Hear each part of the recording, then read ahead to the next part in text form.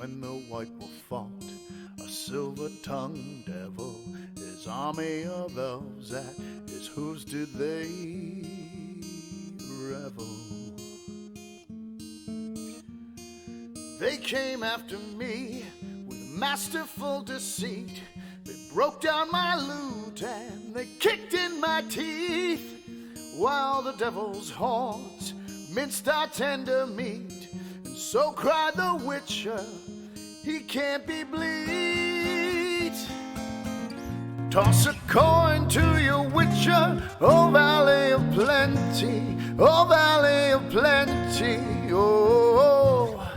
Toss a coin to your Witcher, oh Valley of Plenty.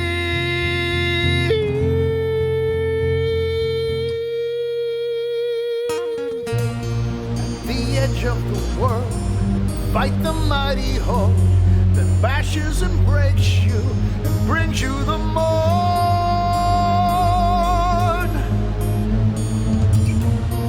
He thrust every elf far back on the shelf, high up on the mountain from whence it came.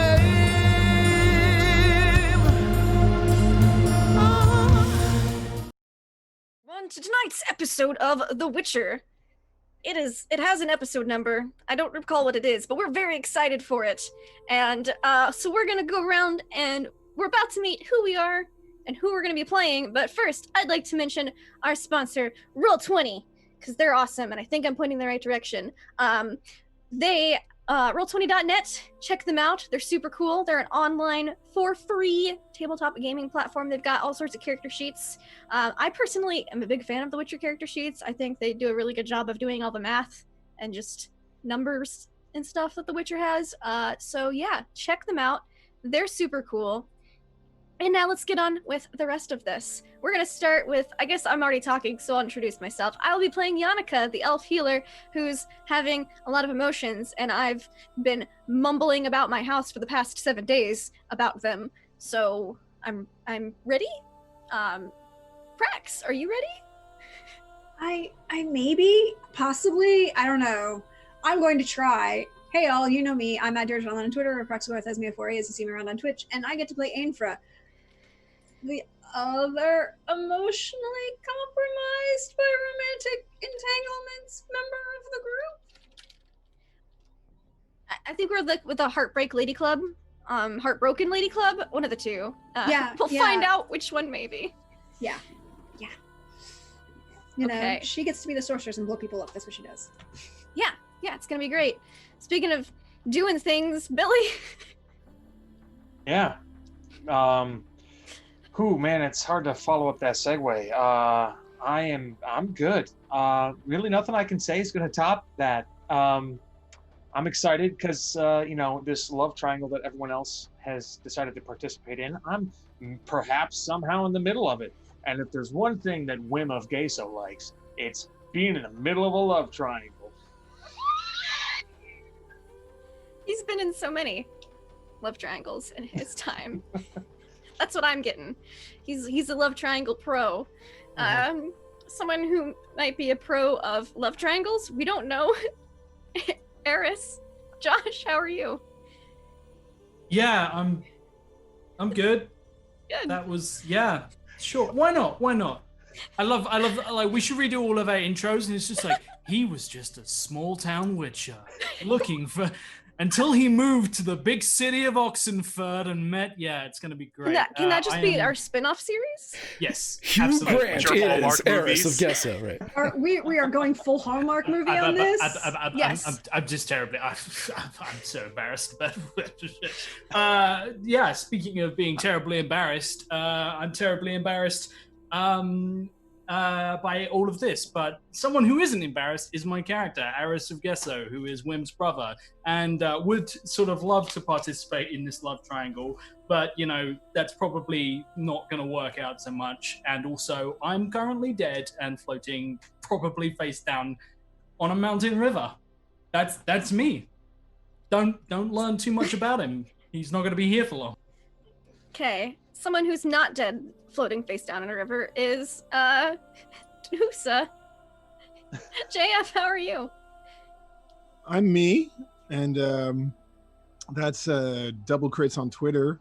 This is going great, guys. I'm playing Dusa, a retired witcher. I'm just going to do what I usually do, and he's tracing a retired witcher who's chasing a dream.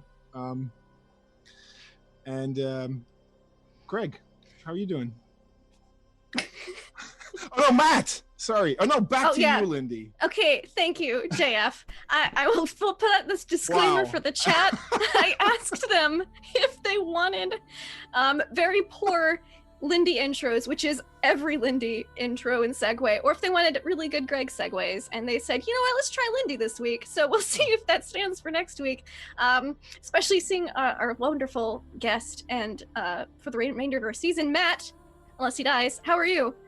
Oh, death is always in the cards. Doing fantastic.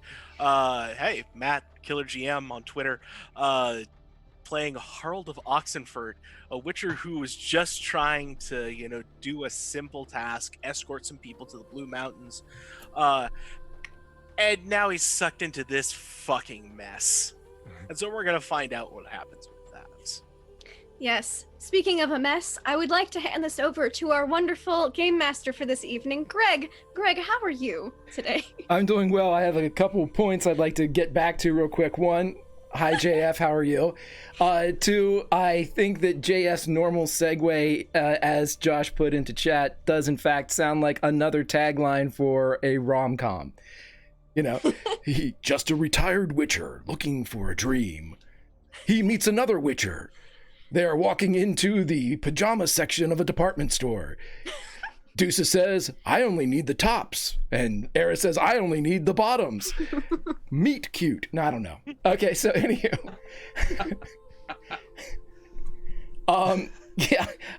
We're here for Witcher Wednesday, a little family of Wraiths, episode 24, Hearts Unmended.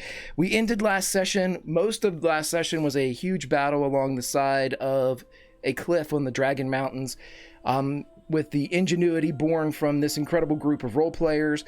They were able to escape with most of the elven refugees intact. 11 of the 13 were able to make it through the portal, which took them deeper into the Blue Mountains. The Blue Mountains, of course, was the destination they were all trying to reach, with the exception of maybe Eris, who was looking for a dwarf.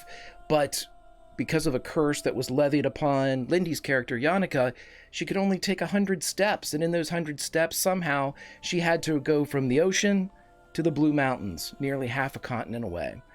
And with the help of Ainfra's magic, she indeed did that. But we ended last session with the majority of the PCs and all of the elven refugees floating in a bitter mountain runoff, a river that was sluicing down from one of the high peaks of the Blue Mountains.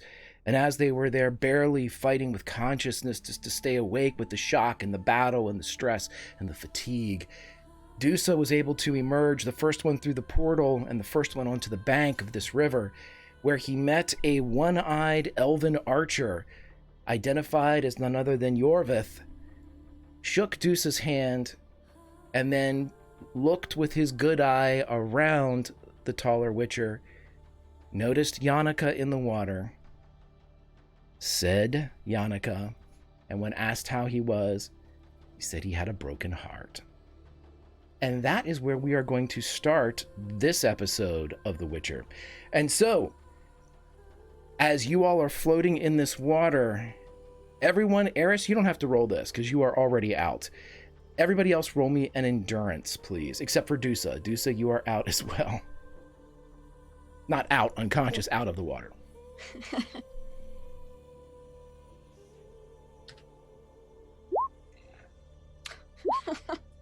I'm fine, Greg.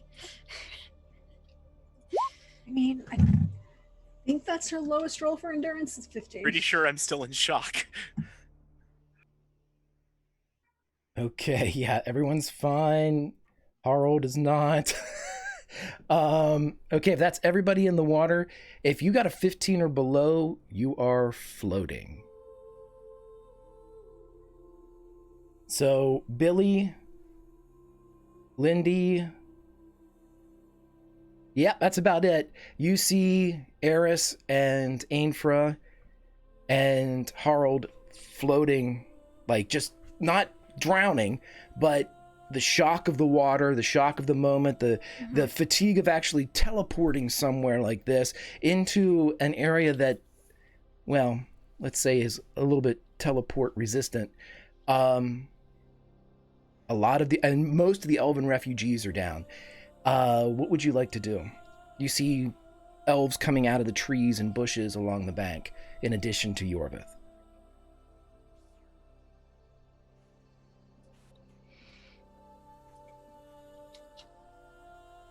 This would be Yannicka and Wim, as everyone else is slowly... I'm glued to a chair, so I guess I will try to unglue myself from said chair. Wim is holding the chair Peel myself off. that you're glued to. Yes, I'm very glued to this chair. Let me pull up the properties of alchemical adhesive real quick. It'll tell me what I need to do.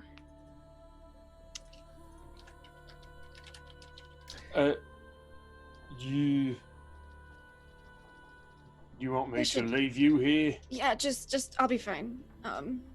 Okay. You make a physique check. That's it. Just a physique check. I'm not concerned about that. Yes, I just made the DC. I peel myself off the chair with that I'm glued to. There's a little tearing, but mostly clothing and not flesh. You're able to extract yourself. By the way, Tears, while she entered the portal, is not around right now. As soon as the elves showed up, she went back inside of Eris, who is floating. Wim's gonna set the chair down and try to go after Eris. That's probably when I peel myself out, is when you set the chair down, and then I'll pull up Ainfra. Yeah, I just need to know, of the people that are up, which is Dusa, Wim, and Yannicka, who do you go for, and who does each person grab? We're going to say that the elves are helping the elven refugees. If Basil's floating with an arrow in him, I'll pull him out. Okay. He seemed the worst off, besides our dear Eris. Yeah, he's out. Yeah. Then I'll go for Ainfra. Okay. Ainfra, for being in the water a bit, I'd like you to take 5 stamina whenever you come to on the bank. So Matt, you mean she's not coming to on the bank? are you out of stamina? Excellent. Ainfra does not awaken. She doesn't appear to be dead. She's breathing, but she is not waking up. You've seen this before, Yannicka. You don't have to roll for it. Yeah, she's fine. She'll wake up eventually. Harold, Just warm up a bit. you're going to be a second tripper, so that's a 5 stamina loss for you. Yeah. I'm also out then. Yeah. Okay. Literally at 5 stamina. Okay. Oh. Let's say this. Everybody, we've got Harold's out, Ainfra's out, Eris is out. Basil's out. Basil's out. A lot of the elven refugees are out. Dusa, Wim, Yannicka, where are you stamina-wise? Before I have a party of PCs that are completely unconscious. I'm at 37 out of 40. Okay. I'm at 10 out of 45. She's Dusa? practically having a heart attack at 1. Okay, so I'm going to say this. This is the rescue operation that's going on here. Yannicka and Wim, you're going to have to do all the heavy lifting to get your companions out. Yeah. Each of you are going to take a 10 stamina burn as you pull everybody out. Wait, Wim, did you say you're at 10? He's at 10 Yeah. still. Then I'm going to It's take just me. I'm going to take 5 of Wim and 15 Okay. of Yannicka, because at That's fine. just for I the can same handle reason, that. for the same reason that Dusa can't re-enter the water. Dusa, you can feel yourself slipping, like you are, take a knee. Wim, on your return trip, you realize if I go back in there, I'm floating too. So, Can Dusa take a moment to recover? we'll talk about that in a minute. Okay. Okay, so Yannicka looks very confused. while she's pulling people out of the water and just keeps glancing over to Yorvis like, the fuck are you talking about? Like, but she's busy getting people out of the water. It's priorities. Yeah. As soon as everybody gets out and everybody's, Dusa, Wim, you're both kind of lightheaded. You're reeling at this point. It's very difficult to focus when you're at this low of stamina. Everybody else has succumbed to the condition. They are unconscious because of the physical exertion. Those that are up, though, without need for a roll, you would see that the elves are coming down in force. There's a good 24 of them. And they have made like stretchers and kind of drags and whatnot to put people on. Fallen Dead has been wrapped up with what looked like hides and just kind of like rope netting. And they begin to pick up both elven refugees who have passed out as well, and they begin to move towards Basil and Harold and everybody else to kind of get them on. They're not asking permission. Mm-hmm. Does anyone stop them? No. I'll boss them around a little bit. Careful, that one needs to be on the other side. They got shot in the spleen now, and just kind of medical bossiness that Yannicka does. Now, you, correct me if I'm wrong, Lindy, you rolled for Basil before or not? You haven't rolled for Basil yet for healing. I haven't rolled him yet. Yeah, I would roll for that. Okay. So. Then you would notice just with triage here, he is at death's door. This is a desperate move. He's not going to make any type of trip. So yeah, I'm going to need a healing hand. Triage him. Yeah, and this one he has been critically injured here. So We'll spend some luck on this one, just in case, I'd like to ask him some questions. He seems to, have a book I'm interested in. Pardon the siren if you can hear that. Okay, so what's that? 27. You get him stabilized, but you don't think he's out of the woods yet. Okay. More treatment later. Yeah. And I have some smelling salts. If people are unconscious, I can wave that under their noses. You get reactions from everybody, but you don't get awake witchers, mages. That's fine. Yeah. Reactions are a good sign. Like, oh, good. Not completely brain damaged. That's a bonus. Yeah. Just checking. Okay. So as this kind of MASH unit's taking place in over 5 or 10 minutes, while Yannicka is treating Basil, what are my other 2 semi-awake witchers doing? Wim, Dusa, you see your friends, companions, brothers being laid out on these stretchers and then being taken into the woods, if you allow it. We catch a Yorvis eye. And there's only the one to catch. Yes, that's right. That one eye. Catch it and kind of look at him and say, are those your men? They are. And where are they taking my companions? I would hope to my camp. At least that's what I told them to do. All right. Just, I guess Wim could hear that. Look at Wim. Wim wasn't around, so the people that are taking Eris, he's like, I'll carry. You get someone else. They have a stretcher there, and one of them will relieve like the rear of the stretcher. If you want to have somebody kind of like at the head of the stretcher carrying him and him on a stretcher, one will give way, but do you want them both to leave or? Now, if somebody, because I don't know where they're going, I just want to be there wherever they're taking them. So I'll take the rear, and then the other one can guide from the front. The one that grabs hold of the front and kind of lifts up with you has blonde hair that's basically cut into a mohawk almost, with it pulled over and kind of braided down one shoulder. And he looks over and he's like, Ikaklwin, do you speak Elvish or Elder speech? No, wait. Yeah, you do. Yeah. Yeah. Yep. He said, "Follow me," but it was said with a question at the end. It was a test to see if you understood. I'll say back. Where? Do you say it back in Elder speech? Yeah.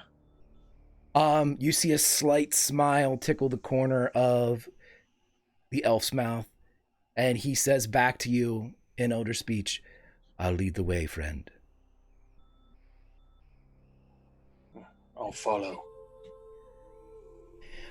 Just to set the scene for you all, the river wasn't the only thing that was cold. As soon as you exit, your breath is coming out in gusts, especially those that are still upright.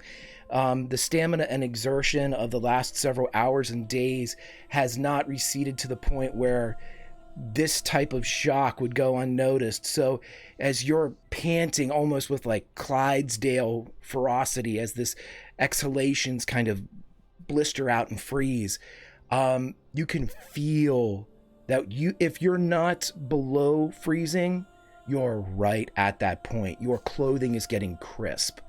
Anything that, Wim, your furs are already needle-like. With being soaked the way that you are, it's a wonder that all of you aren't out.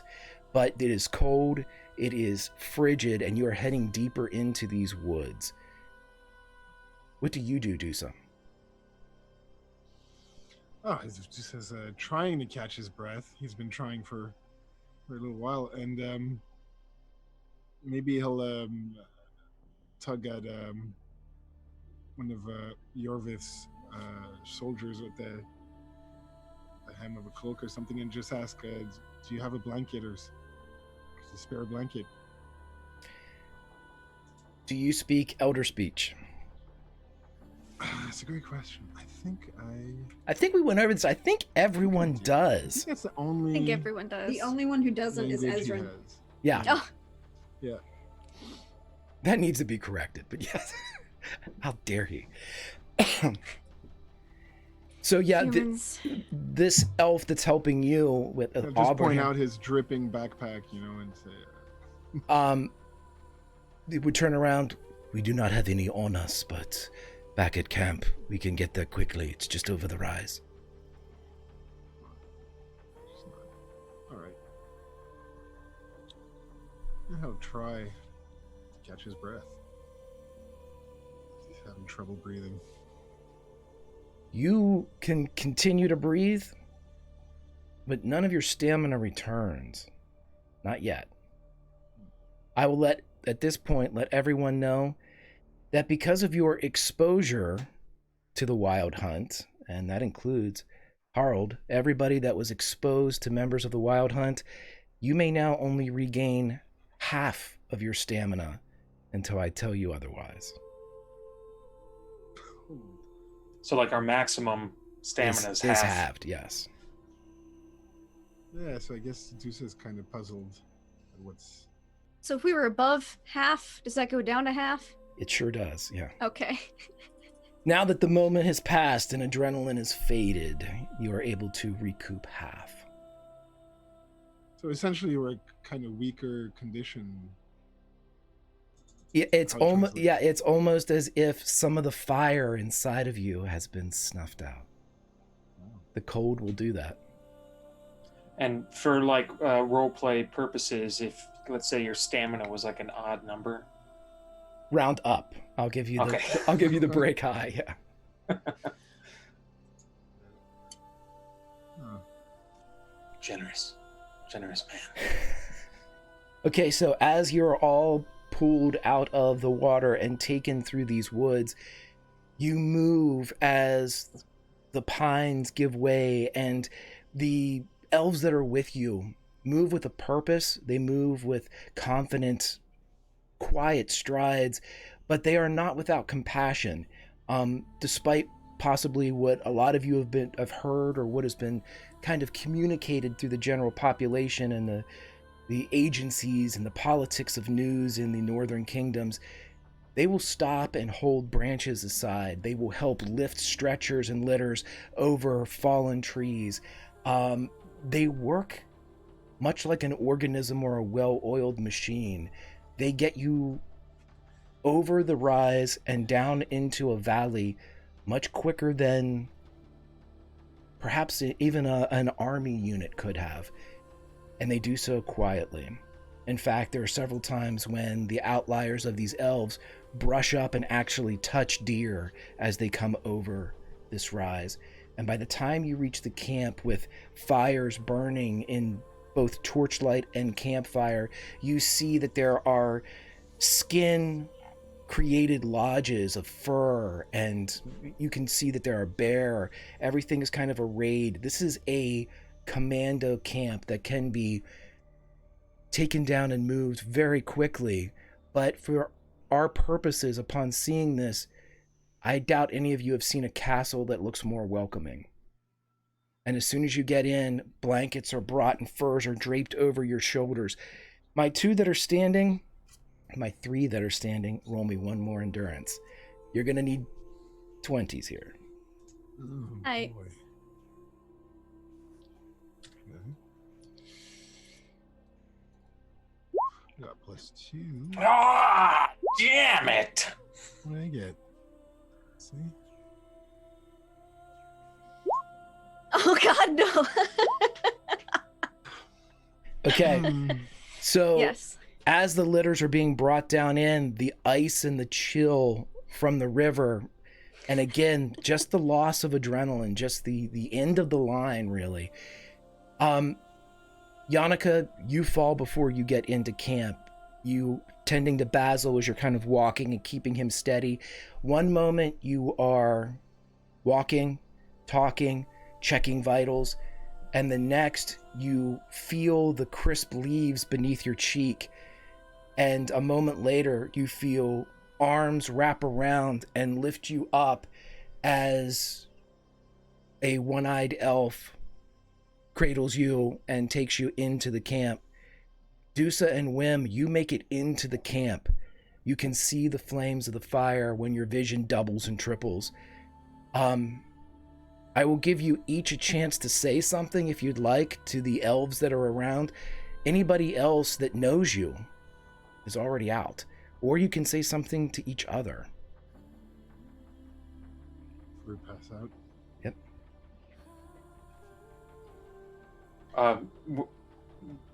Wim will start to his steps will start to stutter and shuffle against the earth and everything that's on it. And as he's kind of tipping forward and his eyes go start to close, he's going to timber, and then fall forward, making sure that no one is beneath his girth as he plummets to the earth. As you start moving, the elf that was guiding the top of Eris's litter yells over his shoulder, and within a second, another elf has taken your position, and just as your face comes close to a root or a rock, 2 of the elves pull you back by the crisp furs and are holding you, but you're already unconscious as they kind of gather your large frame up. Dusa, as you were the first to this region, the first to talk to Yorvith, you are the last to fall. What do you say or do, my friend? Dusa, being such a burly man, he he's a bit terrified by this. He's used to recovering, and so he'll grab the sleeve of Yorvith's sleeve, and thinking he might be dying, he'll look at him and say, "I'm looking for the book." Aren't we all? And then he died. He froze for a second. It was good, bad timing. As you say, and he's carrying Yannicka at this point, as you stop him and say you're looking for the book, he nods, and again 2 elves materialize out of nowhere, and you can feel your legs give out. And for the first time, though, that bad knee that's been plaguing you for quite a while doesn't hurt when you bend it. And it's with that realization that you lose consciousness.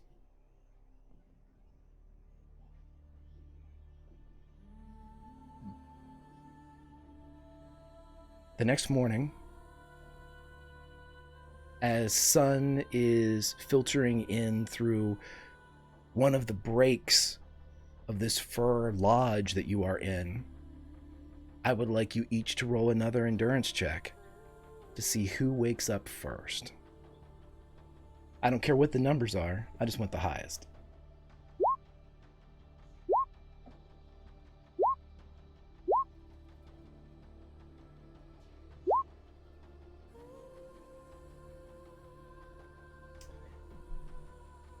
By one, I think Matt's got it, right? Yep. Yeah. Harold, you come too. Your clothing and armor is beside you. It is on what is basically an X. It's to dry out. You can still actually see some of the steam coming off of it as a internal campfire is heating it and causing it to dry. But in the cold air, it's going to take some time. But you feel okay. At this point, mechanically, everybody can recover half of their stamina. And if you were injured, you can recover whatever your recovery points are in hit points. So if your recovery score is a 6, you can get 6 hit points. If it's a 4, you get 4. All that good stuff. That includes Eris. What if you weren't injured? Then you're fine. Okay, cool. Yeah, no injuries, just damn bitter cold. The cold just isn't going away quite like Harold would expect, especially since he's got like 2 or 3 furs probably piled on top of him at this point. Yeah, you all are like decked out. You look like sandwiches. You're off the floor on kind of X-framed cots. And there's fur beneath you, and there's fur stacked up. And upon examination, Harold, as you look around, you see kind of, it's not necessarily an invention of Oxenfurt, but something that you've seen there before, where pans are taken with campfire coals and placed beneath beds or cots to warm them. You can see that an elven equivalent of that technology is used here, as each of these cots with these other witchers and other people, the elf that you once met on a boat, are all arrayed here, and they all have this heat source and the furs on top. Okay. Not dead. Do I see Basil? Basil is not here. Okay. I'm not injured, so I'm pretty good to haul myself out of bed, keep fur wrapped around me. How big is this lodge? It's very large. It's a good 20 by 20. So you can actually see that there are several kind of tent posts or stakes that are holding up the roof. And it's got a pretty exquisite support system to it. But there's one major flap in the front, and it looks like another one in the back that is tied. If that is the front, and if that's the back, it's circular.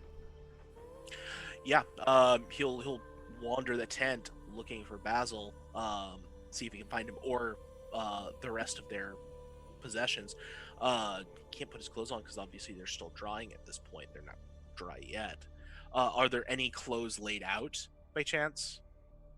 You don't see any, just the furs. And upon inspection, you will see that these furs do have sleeves. Some of them are capes, some of them are almost robe in nature. They're mostly bear fur. Okay, well, that's something. And he'll wander and make sure, see if he can find Basil anywhere in here. And after that, he'll just sit back on the cot and wait for somebody else to kind of come to. He's not going to deny anybody their arrest. That's a dick move. Okay. Roll me, as you look around, roll me an awareness as you just kind of take in the area.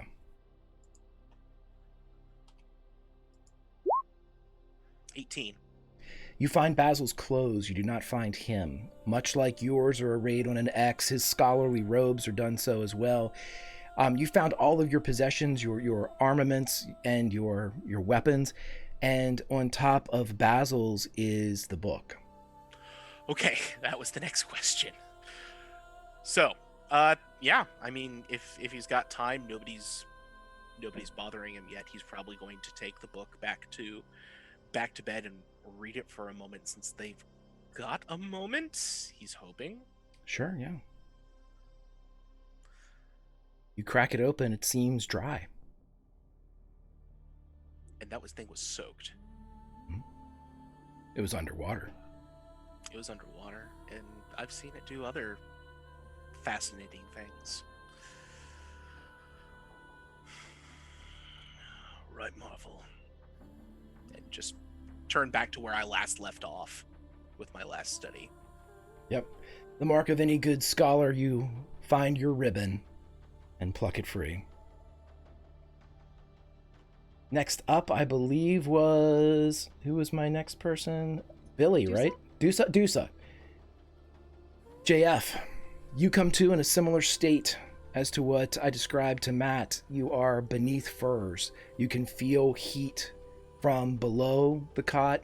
You are warm beneath these furs, and your clothing is arrayed in an X by its own little fire, getting dried out. But you are awake. Probably waking from a dream of some furry companion he knew in his former life. And he kind of gasping, he'll roll over and take a look around. And if he sees Harold with the book, his breath will catch in his throat. Do I hear Dusa awaken? Yeah, we're going to say that we're not going to roll for stealth here. We're inside a very quiet.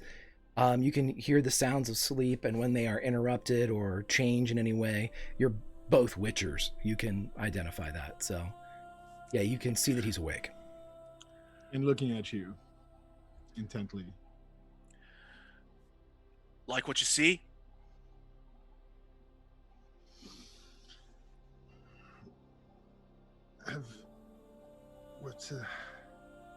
Have you read that book? Some of it. Can't read all of it. Some of it's in code. What's it called?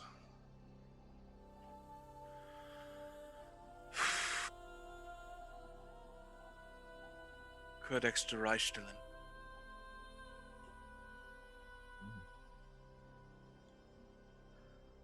I'll get up and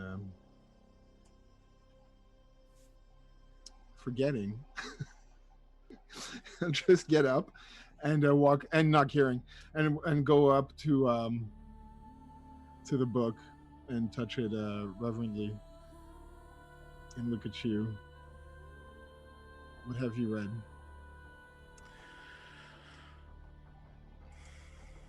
A lot of different things. A lot of things I didn't expect to find. It's lineages, treaties. I'm pretty sure I found a constitution in here at some point. Yeah. Mhm. Constitution. What do you care about Rhilestilen? It's a long dead place. Pick up Ezren's blade and show it to you. This belonged to its prince.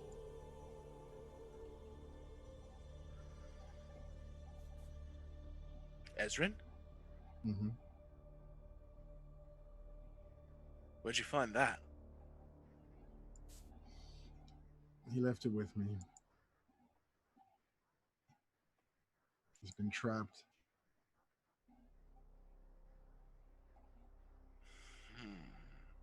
Trapped? Like a curse? Trapped? Yes. magical curse. Or, I don't know. It's a mage. But one of his retainers told me to find this book. That all the answers to his dreams, they're in here.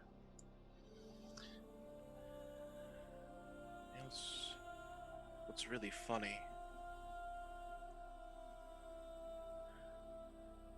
I don't know Ezren. Somebody else told me to find this book. Let me guess. An old man? Big craggy son of a gun.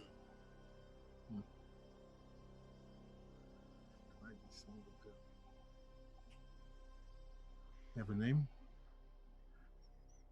Calls himself Ezekon of Kreve.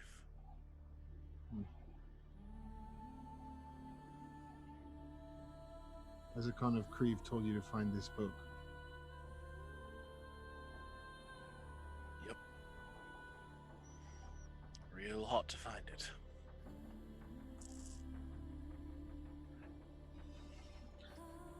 And fight on the same side.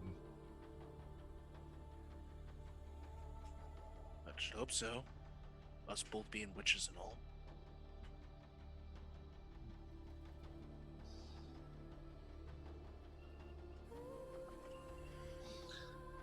I should want to speak to you of this book. I should want to learn more. I think we can talk, as long as, we don't have any more hired killers dropping out of nowhere, or large monsters ripping their way out of the sides of mountains for us. These are most likely the end of days. The great hunt walks the earth. Wild hunt? Oh, worth more fuck than I first thought.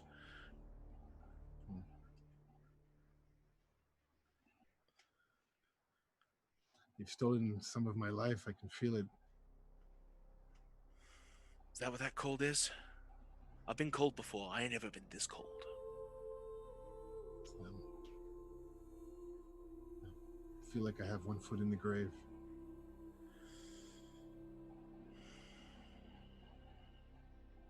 Well, at least you got one foot outside of it. It's enough to stand on, put up a good fight.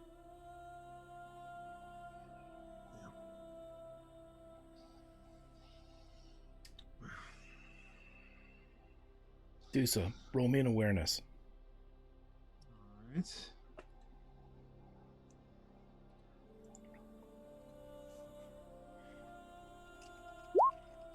What's that? Oh man, that's a fumble.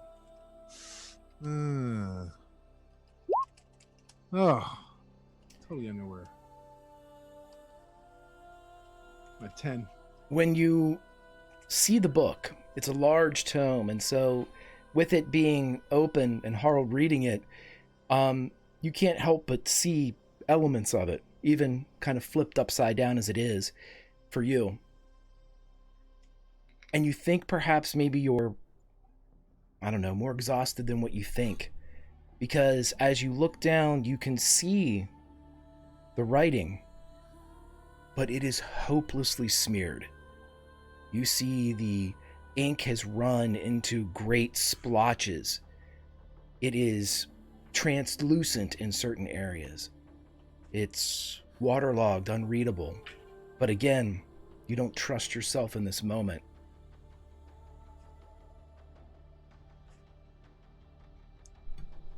It's been damaged, look.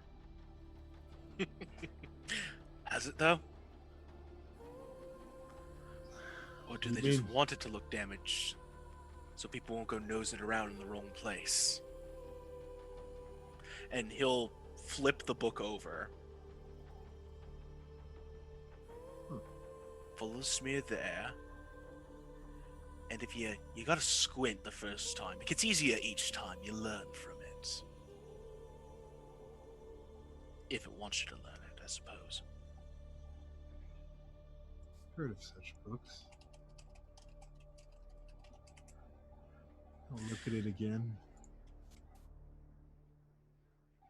Roll me a. Let's take an education here, as you're getting taught something here by Harold. Okay, I think I put something in it. I think I did. Oh no, I did. I was a bad student. All right. 15. Not that bad. You can't understand it, but when Harold points out certain areas, if you follow this and it gets easier, for a moment it's almost like a painting. You took the step back and you see something that looks like a uniformity, a purpose, something deliberate, but then it's gone. It is fascinating to say the least. Just will remember to breathe and look at Harold.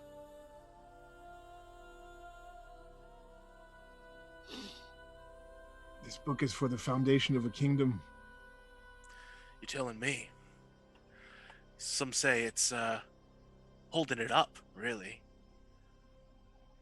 I found some stuff in here that's not that far away, like within the last couple years recent.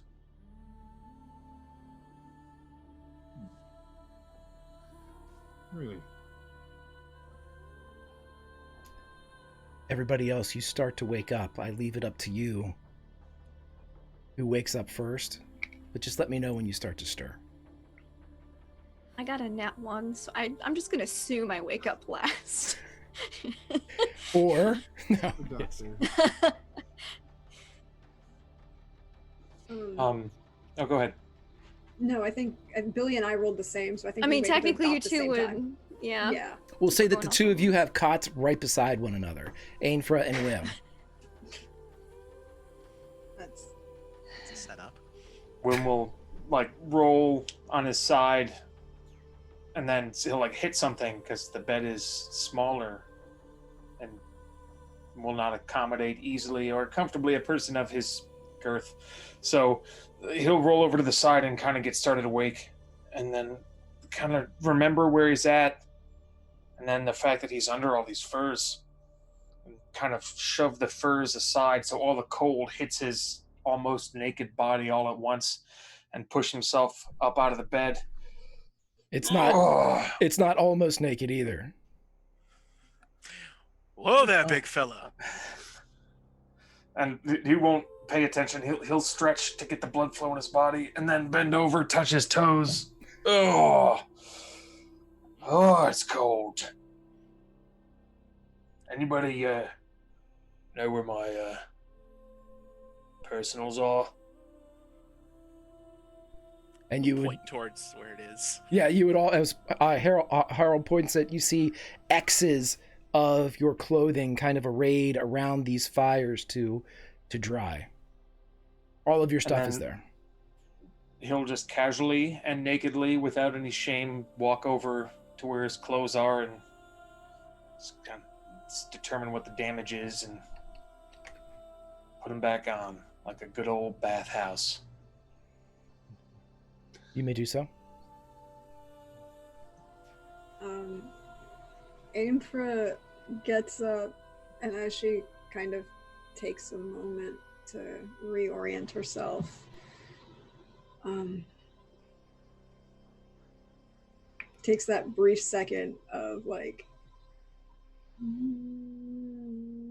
okay, somebody took care of me. I was wearing a full outfit before, and reorient everything else that goes through your head when you wake up like that. And then goes to turn and just kind of sees Wim getting up and walking over and is like, no, I'm going to enjoy being warm for a little bit, and then I have a coat that I'm going to put on. And she's just looking around. The only thing she does is make sure it sees if her amulet is still there, if the necklace is around her throat or not. Yeah, if there's any type of jewelry, rings, or necklaces that were worn, those were not taken off. The only thing that seems to have been removed from all, like your Witcher medallions, are all still on you. The only thing that was taken off were fabrics that were wet, or armor padding, or anything that could potentially have given you hypothermia. The elves removed that, but anything else was left. Yeah. And then she's just looking to see if she can see the coat. Yeah, it's there. It seems to be drying with the others. And upon inspection as well, you realize that these layers of furs that are on you are also, one of them at least, is a robe, one's a cape, one's a, so they seem to be elements of dress as well. Yeah, she's just gonna sit here and not move and watch and listen to what's going on. Mage, you don't need to pretend. I'm not pretending. I'm just relaxed. And I'm tired. And I'm kind of pissed off and really want to stab a bitch, but she's not here for me to stab, so I'm taking my time. Seems like we got nothing but it right now, so might as well. I thought for sure you were going to say you were chilling, Prax. I thought for sure that's what you were going to say. No, that was earlier. Yeah, right. She did say that.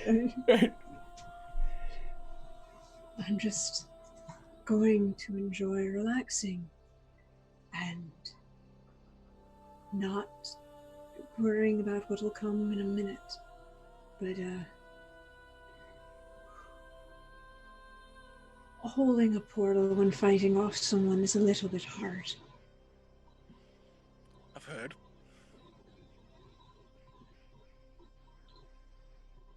Sorry, introductions.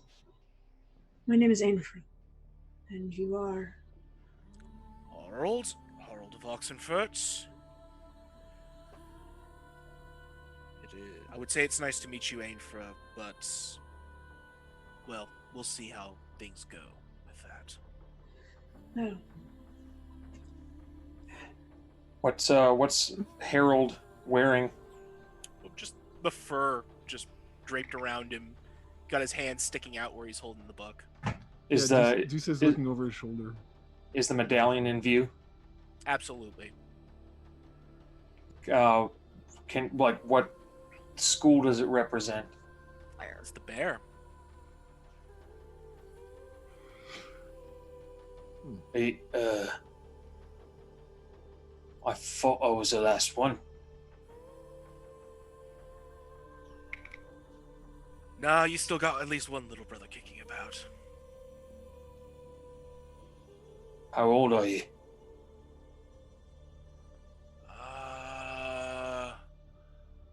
Basil insisted on throwing me a 90th birthday. I don't know how you did the math for it. I'm just a touch above that. Fuck, then you're older than I am. Oh. I'm used to being the young'un. Times change. Young pups to me. Calm down, Grandpa. How old are you? Nope. 170 something. Ooh, rarefied air. Well, always time to learn new things, isn't there? Sometimes nothing but time. The front flap of the lodge opens, and the elf with the shaved head and the blonde kind of tied hair sticks his head in. He looks at all of you that are awake, notes the two that are still kind of bedded down. The Orvith will speak to you now. One or all matters not. And he leaves. Just follow him, or? Close, see if they're ready. When we'll try to find Eris in the mess, where everyone's at. See what his status is. I would say that you see a cot with a pile of furs on it, with a shock of wild hair and feathers, and note that is Yannicka. And then you would see a cot beside it with a splash of dark hair, and note that is your brother. He'll take a knee by Eris's situation and like bend down and put his ear to see if he could hear vitals.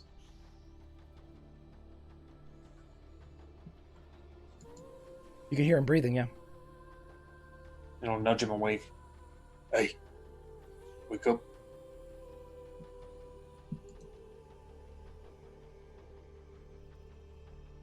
I have to.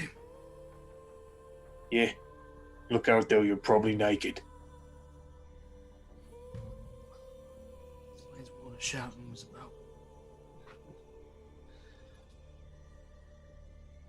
And then he'll go over to Yannicka's cot.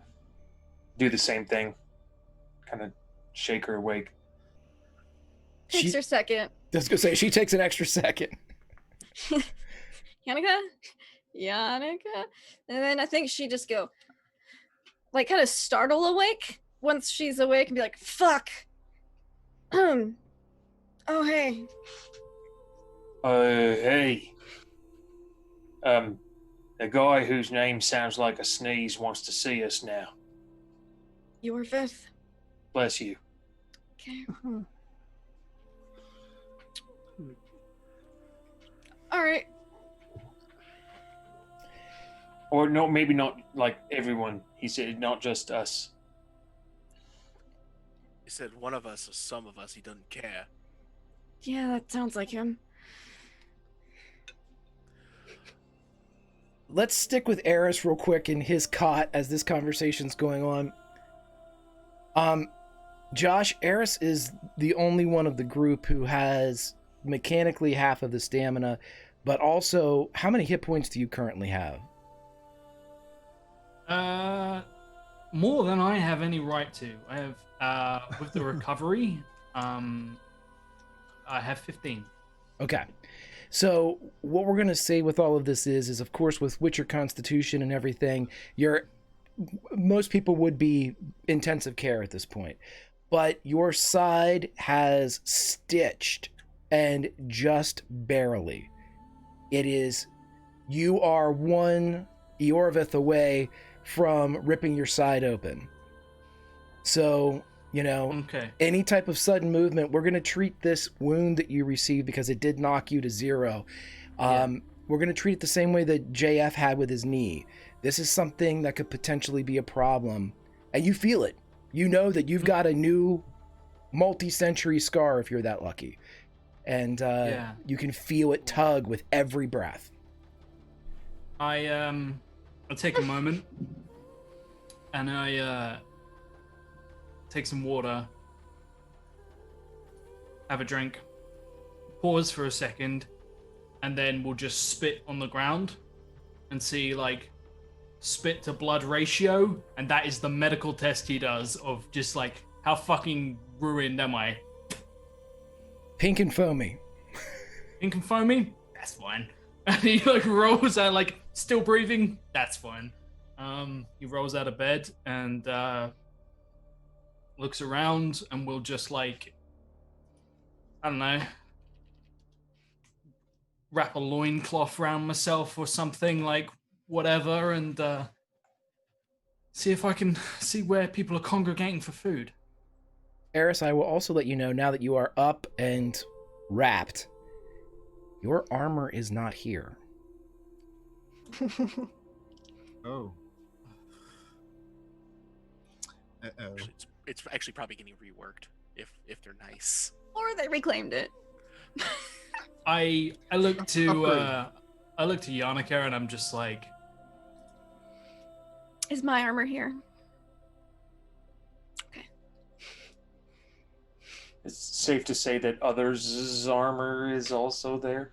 If your armor is Scoia'tael in make, it's gone, unless it's Yannicka's. But I think the only person that applies to is Eris. I look around, and I'm just like, I'm gonna make him regret that. I'm just gonna the slimmest banana hammock you've ever seen, and I'm like, fine. This is what you wanted, clearly. Like, that's in his head. He's just like, that's my revenge, my petty revenge. And yeah, I just I'm gonna see if like I can find food, because I am so hungry. Are you all leaving the tent then? Is anybody staying behind? We're going to consider this current tent, both for Yannika's purposes and for my purposes as a GM.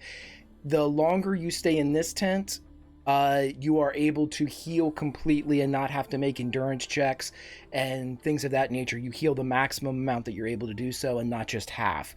For Yannika, this is also considered your healing tent, or like your surgery site, so you can perform to the best of your abilities in this particular area. So if you want to stay, you may absolutely do so. If there's anybody that would like to leave, you may do so. If you're getting food or trying to find armor or Yorvith, just let me know where you're going. Sure. Go ahead. No, I was just gonna say, I'm sure Yorvith has a menu, so I go looking for it. Yeah. Yovis waiting for us. Yeah, once clothes are dry his enough men to came wear. And Infra pulls a skill that you learn living in New England. Getting fully dressed under the covers, because it's cold as fuck in the middle of nothing. And she just gets up and is like, "Fine, we're going," but she stops to make sure that she puts the coat back on. Yeah, you're able to do so. All of your clothes, if you opt to put them on, they're not completely dry, but they're most of the way there. Not completely dry. I'll just wear some of the fur robe stuff that's right on the blankets. And yeah. Yannika's really torn as to whether she should stay or should she go now. And if Basil isn't in here, that means she'll go, because the other dingus who needed a lot of medical attention is up and walking around looking for food. So that's on him. But there was one she knows she needs to at least tend to. Maybe some of the elves that were shot too. Sure. Look, if I start eating and it starts falling out of my stitches, I'll come find you. But in the meantime, I think we've got other things to do. It's a 50-50 chance. So we'll see. We'll roll for it. Okay, so as you all step out of the lodge, you are greeted with a dusting of new fallen snow. It is early morning. You would suspect that here in the mountains, it's not quite dawn. In the valley, it's probably peaked as it's kind of, cut between certain valleys. But here in this kind of wash, it still has the shadow of night. But you can see the glow as it's creeping up over the sharp ridges. The snow is barely disturbed around you. It is cold to the point that there isn't any mud. The snow itself is kind of dusting and moving. And, it's kind of carrying itself hither and yon. You can see that there is a medical tent. You can see that there is some place that seems to have a fire where several of the elves are eating. Only a few of them look up at you. And the blonde elf with the hair shaved on the side and the braid kind of over his shoulder is, as soon as he sees any of you come out, he makes the briefest of eye contact and starts walking out of the camp. What would you like to do, my friends? Walking out of the camp. Yannika will jog to the medical tent, peek in, see if there's immediate need, or if the ones who are real bad off have been tended to and are okay, or get keeled over. Just peek into medical, basically. While the rest of the group, she'll catch up if she's gonna catch up, but her brain's on doctoring. Oh, go ahead. I was just going to say that Basil is in this tent, and he is quiet. He is breathing, but he is definitely unconscious. He's very pale. There's several of the elves that are around him, And as you walk in, you kind of get the wide-eyed look like between healers, we have no idea how he's still up. Mm-hmm. I think she'll kind of look over her shoulder then and just say, I'll catch up. And then disappear to do some more please don't die work. Because it's snowing. She can just follow the footprints. I'll take a healing hands when you have time. Who's going to food? Eris? Anyone else? Ainfra stops and glances around the whole camp.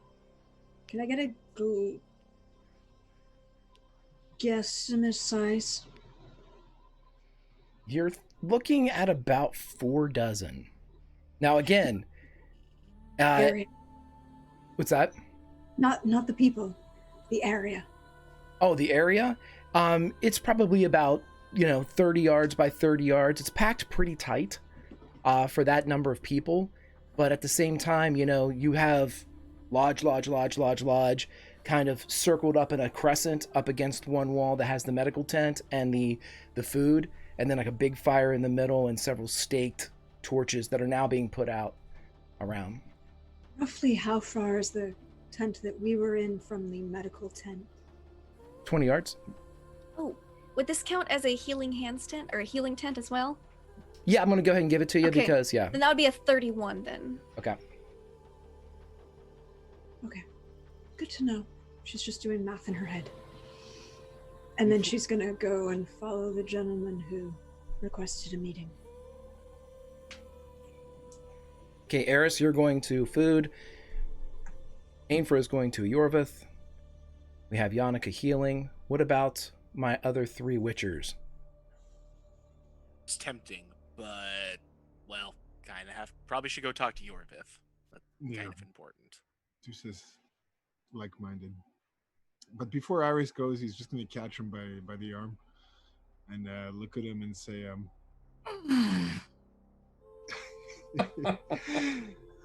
it was a griffin move. I won't do it again. I'm going to fight. Yeah? Yeah, when I set you up. That's what we do with the griffins.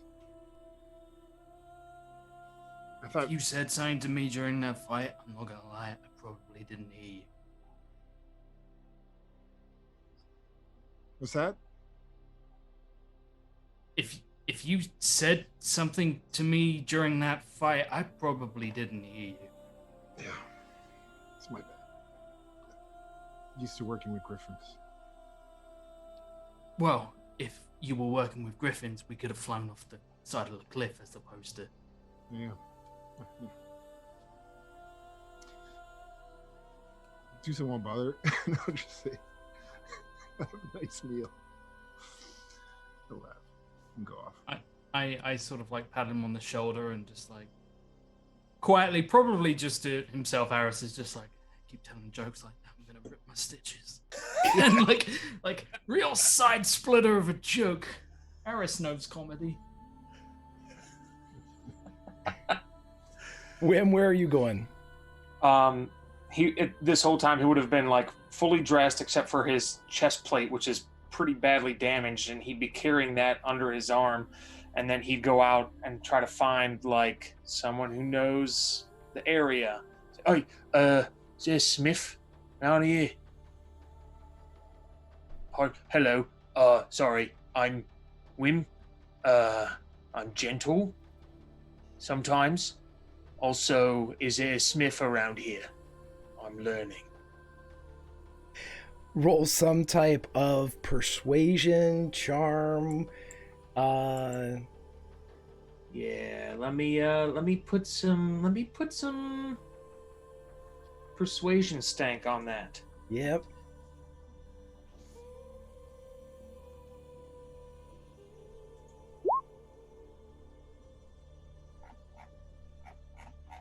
All right. It looks like you lost the listener right around the gentle part as they kind of lean back into that statement with an odd straightening of the back. Gentle. Is that like simple? You catch the smart ass kind of wafting off of this elf. If you're looking for someone to fix your gear, edge of camp. Which edge? I'm sure you'll be able to figure it out. Yeah, but it'd save me a lot of time if you just told me right now. Ta-ta. Walks off. Prick. Ah, my people. And so he's gonna look around. Can he like use any sort of context clues? Roll an awareness for me.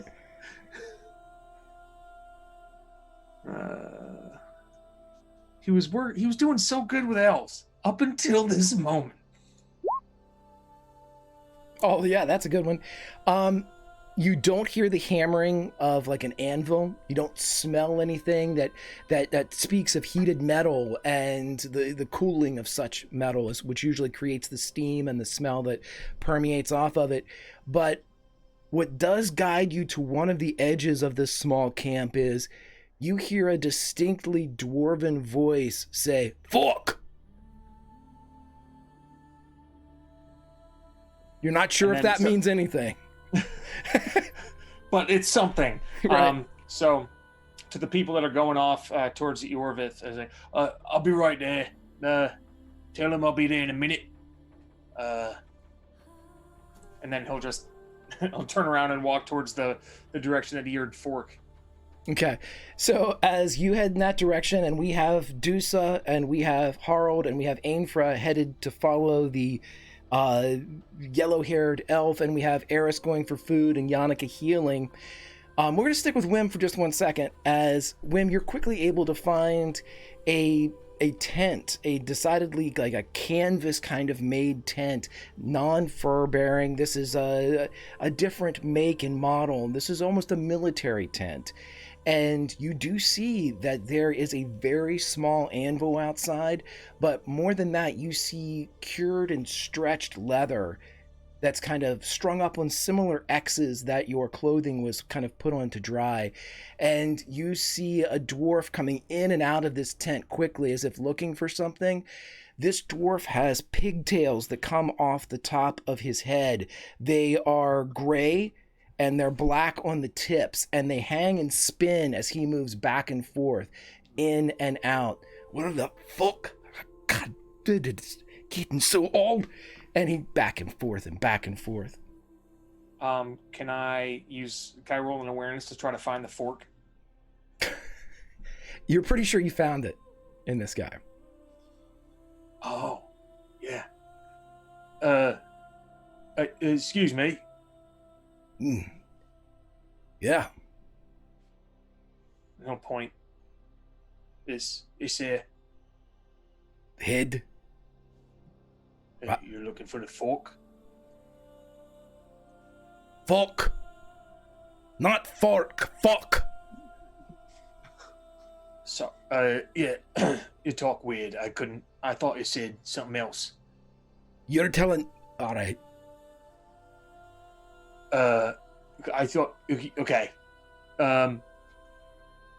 You work with metal, right? I'm here because I need your services, and I can pay in coin. Ah. Good. Banker Trill, and he puts his hand up to you. Win. Yeah, well, put it on the anvil. Let's see what we have.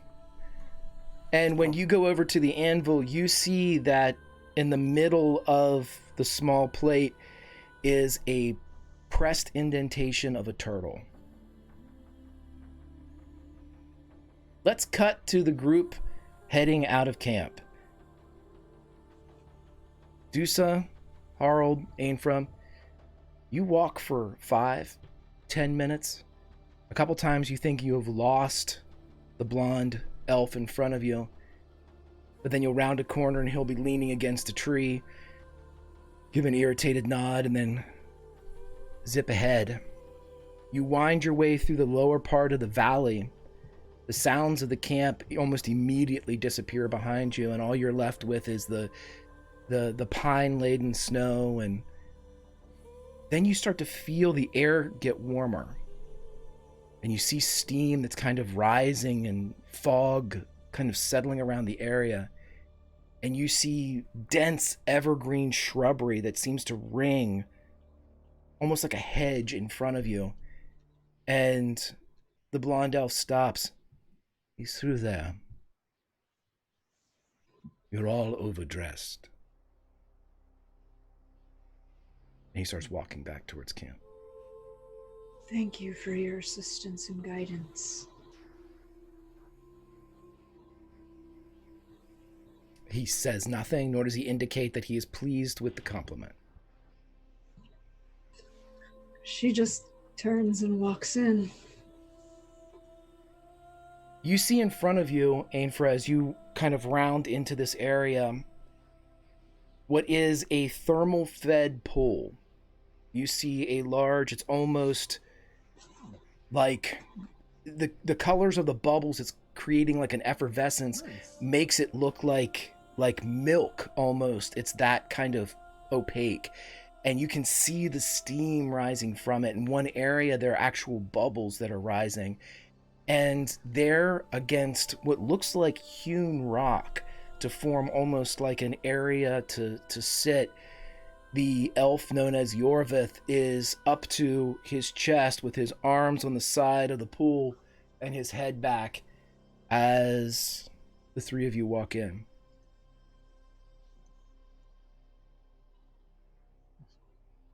Ainfra takes a second, looks at the pool, looks at Yorvith, shrugs, drops the coat, and drops the robe and just gets in. Yeah, Harold strips down. This is obviously the custom. Let's go. Yeah, so is Dusa. The water would normally be uncomfortably warm, but because of the chill air and because of everything that you've been through, and perhaps because of the exposure to the wild hunt, it feels perfect. And as you kind of dip below this, each of you that have entered the pool, you get 1 luck point. Oh, yeah. Nice. Oh, this feels good. All right then. How do you do? Pleasant day. Thank you for your assistance. You are welcome. My name is Ainfra. Ainfra, well met. I am Yorvith. Pleasure, Yorvith. Thank you again for your assistance. You carry a Knight of Rhilestilen with you. I don't think I carry him, although I may on occasion help him get from place to place. He smiles slightly. There's a puckered scar that comes from one side of his face almost to the edge of his mouth, and that's what betrays the movement and the pull of the muscles there. Is you can see the one side of his face does not react to the smile, but the side that's been scarred pulls just a bit. It's almost like a poker tell that was given to him by whoever gave him that scar.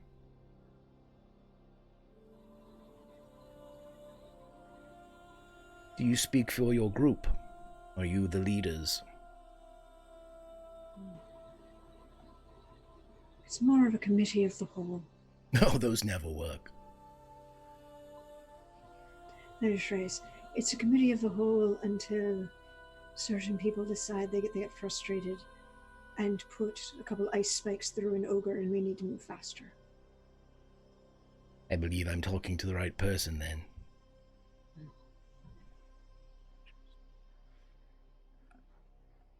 Would you be willing to help us? Willing? Possibly. Can I? That's a different question. Let me tell Will I you. is an entirely different one.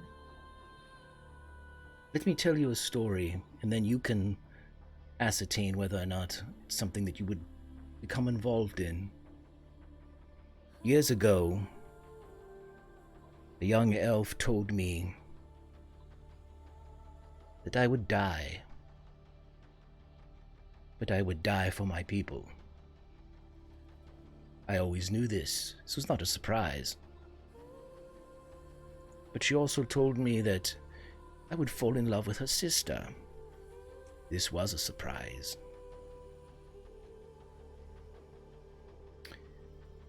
She also told me that towards the end of my life, 12 elves would come to my camp the night before the first snow, and the one I love would be among them.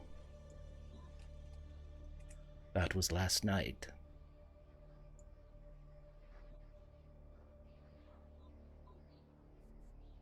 Prophecy. It's a motherfucker. I haven't heard anything negative. You are the ones that we are waiting for, whether we knew it or not. Rhilestilen, not spoken of in 2 centuries. Now it is on the tip of everyone's tongue. Indicates Dusa. A knight walks. Indicates Harold. And I recognize the book. Figured you might. What's your connection to Rhilestilen? I never woke up. I'm still dreaming. I believe in it. Considering the treaty you've got, that makes a lot of sense. Today's humans do not honor treaties because they have no honor. But That's fair. Well, the North is being overwhelmed. we are to sit here in this spring till the answer comes to us. That is part of the prophecy. The answer. I'm sorry. Yes or My no, apologies. mage? Yes or no? What? You haven't actually asked for anything yet. You've given me that you have a prophecy that'll, the one you love will appear at the end of your life. Okay. The end of your life is tomorrow, or is it next week, or 6 months from now? It isn't ended yet. You're still here. You haven't told me what you want. I can't say yes or no. Have you heard of the Sin Blings? Heard of? Yes.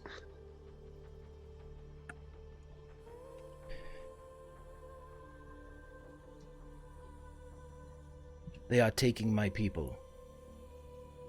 Hmm.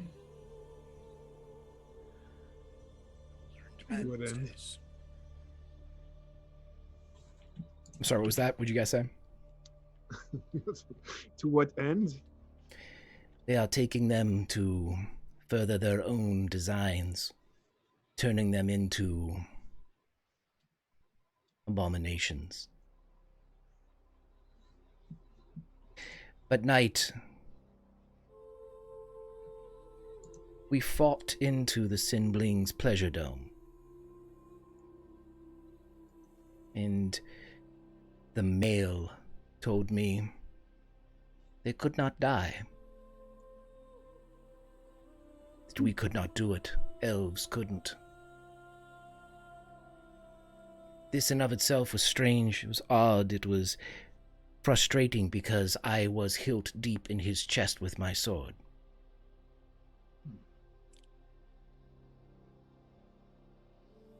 But what makes your arrival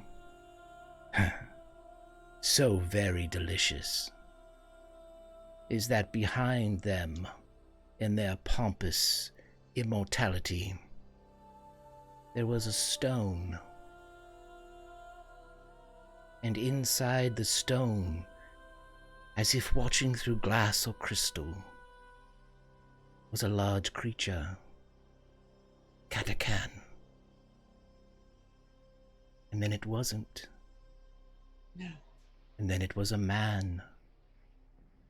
A man that I knew as Ezren of Rhilestilen.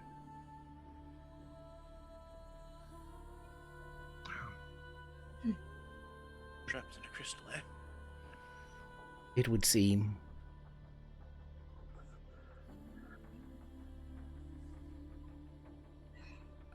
Trapped in a crystal, held by a mage, tied to siblings. Oh, 2 mages. Yes, that's right. I do have to look into that one. Make a note about that. I think Yorvith,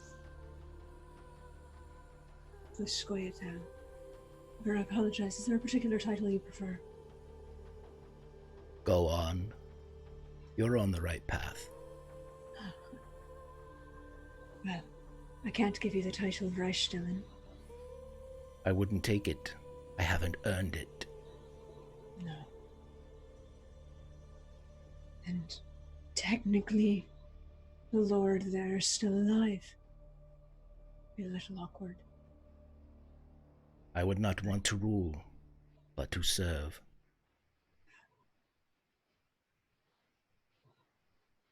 Mission.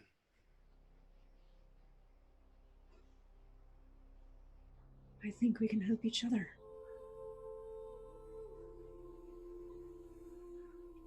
I believe so. You must convince your friends, though.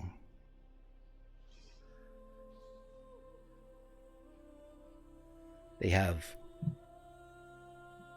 perhaps a different view of me.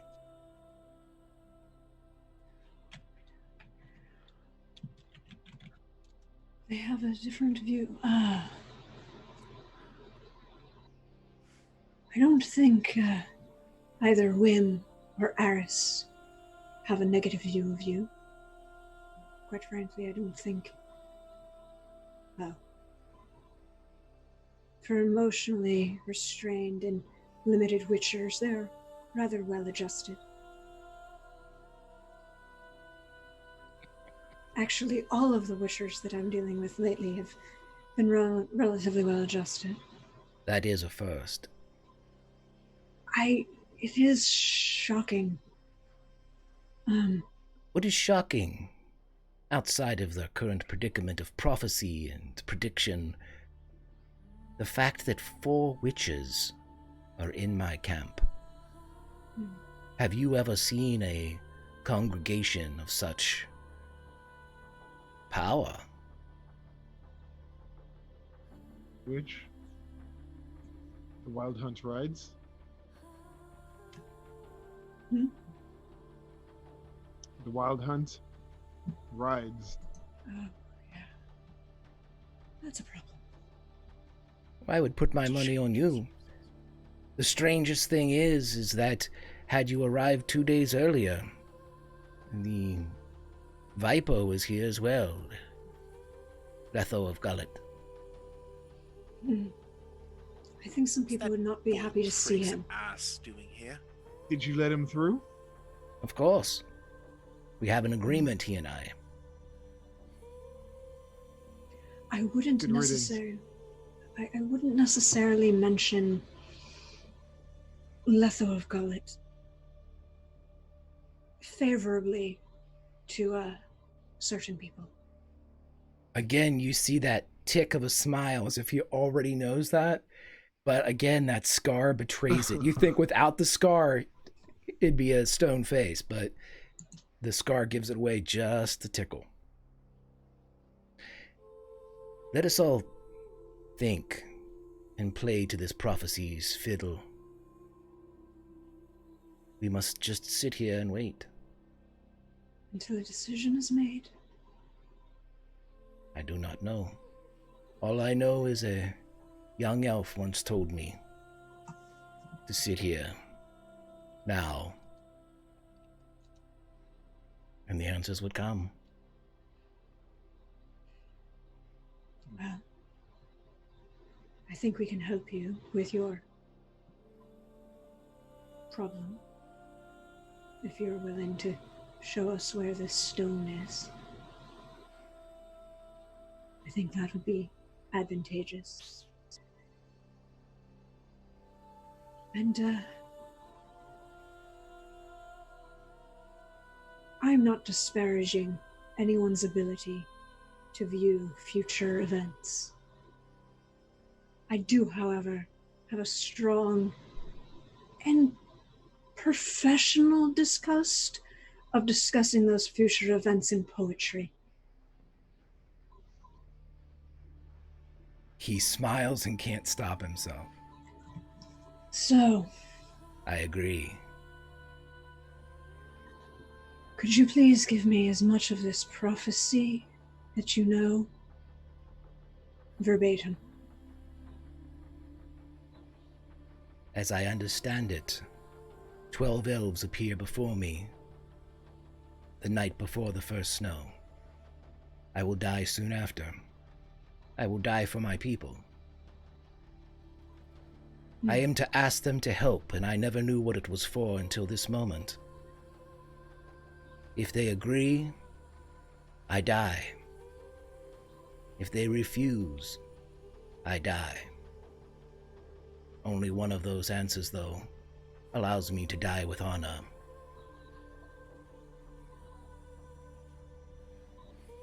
It's the shit prophecies people get saddled with. I was given it decades ago. I thought myself lucky. And then there's the whole question of, it doesn't say anything about you staying dead now, does it? These witches seem to rise, don't they? Perhaps an elf can too.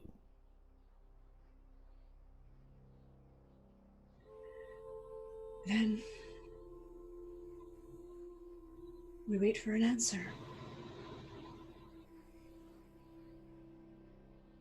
So as you sit and Yorvith puts his hands back up on the side of the pool and leans his head back, closing his one eye. Let's see. What do I want? I want everyone to roll me a charisma. Just a straight charisma if you are in the pool. And we're maxed on silver, right? Yes, max Yep. stacks. Max, so that's 8? 6. 6. 6, okay. 18. Oh my god. 5. Oh my god. I got a 12. I'm not okay. here to make friends. I mean, Ainfra did bring 2 witchers with her.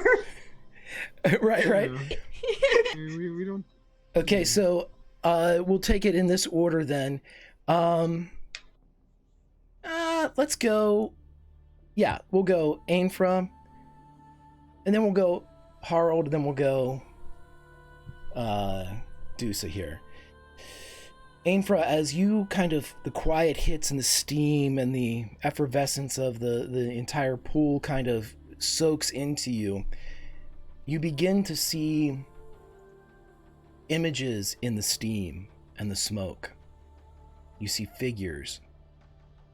You hear them speaking. You hear them yelling your name.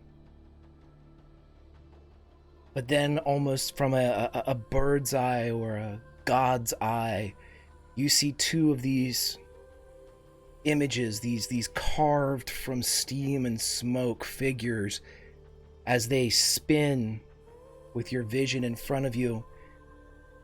For a moment, you blink your eyes to kind of adjust as it's disquieting for a moment, as it creates a flutter of nausea, but you realize that this perspective and this spin is your mind giving you the full view, because one of the figures is you,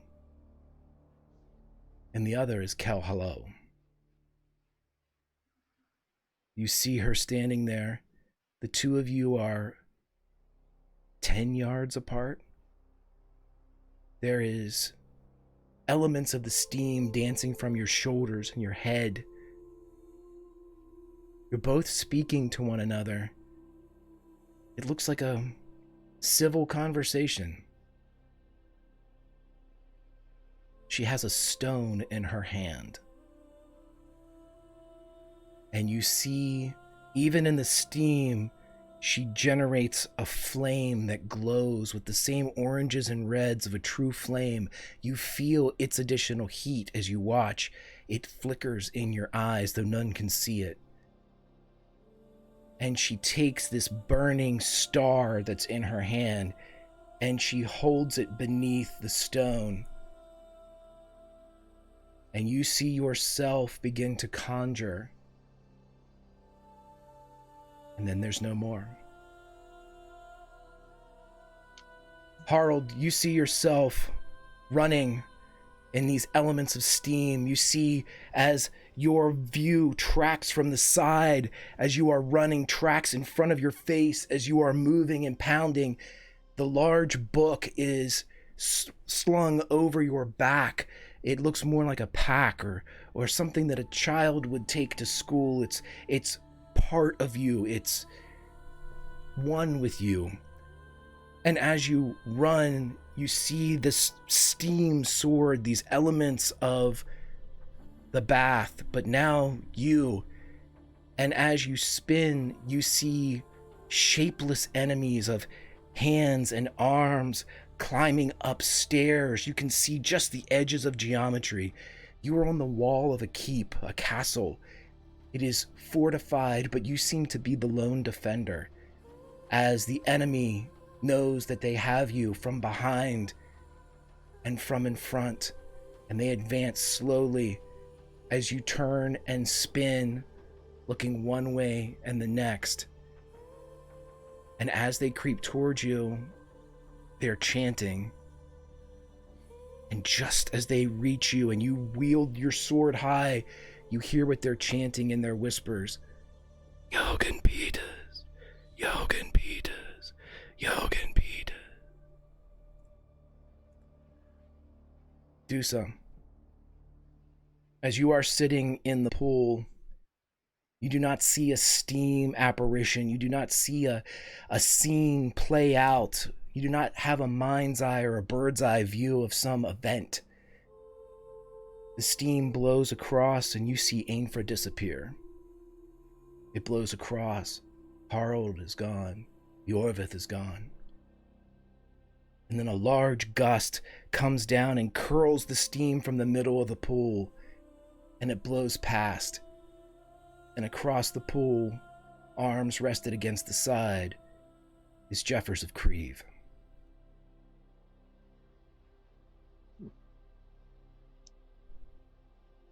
Not long now, Witcher.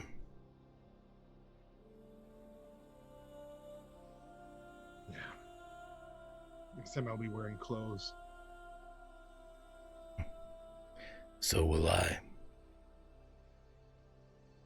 Oh God, I hope so.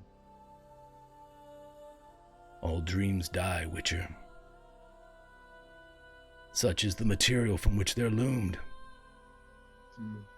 We all wake up. Yeah. I don't think you... Maybe when you wake up, you'll start dreaming. Head east. Follow the Viper over the Blue Mountains. Your work is done, Griffin. I'm coming for you. That's what Ezekon said.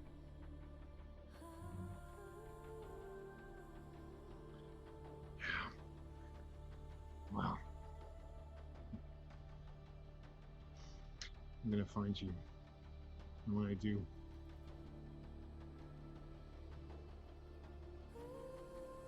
you're gonna pay.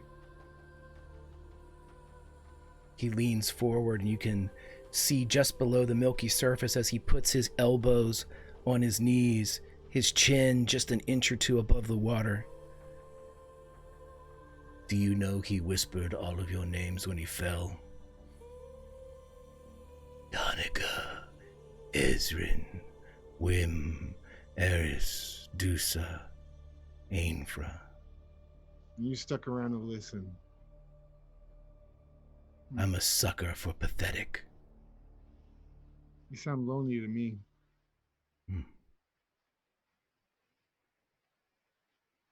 I have enough to But keep don't me worry. warm. I'm going to find you.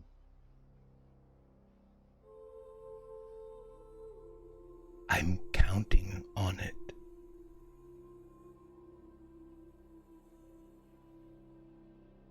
See you soon, old witcher.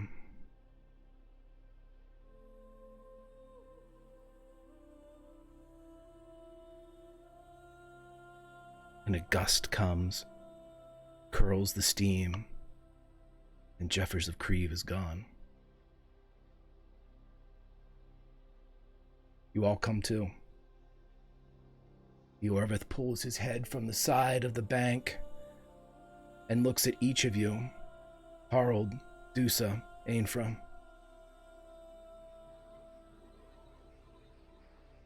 I don't know what anyone else saw, but I saw how I die.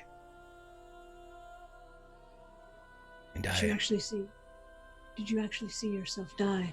Or just the moment when you believe you give up hope and accept it? That's the thing, Mage.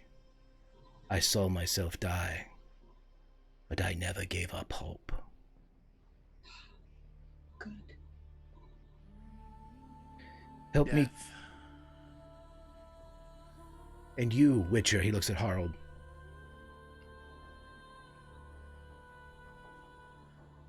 Not death. Last stand. Might have died. He leans forward, one elbow beneath the water. Dusa, this looks eerily like what Jeffers just did, only Eorvith has one arm down with one eye looking.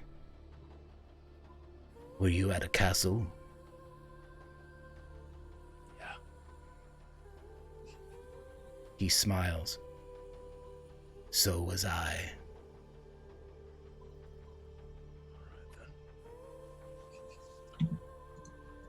You put in these waters. I put nothing in these waters. But they have certainly given.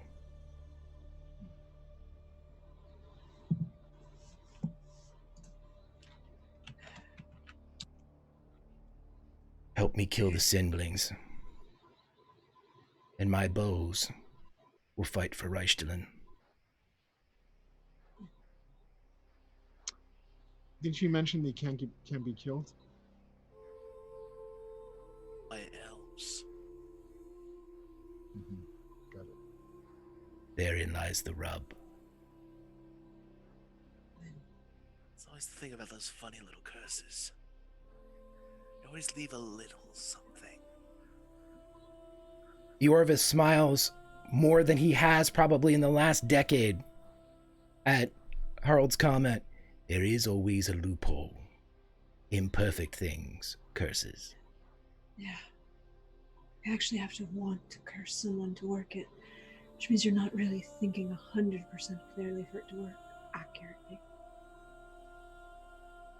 They're supposed to be the best, but we'll see. True.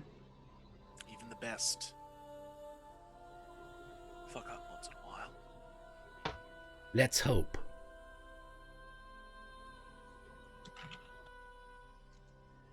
Yeah. So, then we have an accord. And I will say, Eorvith of the Scoia'tael, I will not ask for your bow for Rhilestilen. I cannot make that agreement. The only one who can is currently locked in a stone, apparently. I can. Then the knight will take your oath and your agreement. All I ask is when I break open that stone and let Ezren out, you're willing to talk to him. I will hug him if that is how it unfolds. I mean, I'll put something on, he indicates. she kind of laughs I'd at have that. to see him. I mean, I'm quite sure he'd be absolutely thrilled at any choice that you choose to make. With that, Eorvis stands up and kind of sloshes through the water and extends his hand just as he did the night before on the bank to Dusa. Help me. Help me. And the bows of the Scoia'tael are yours.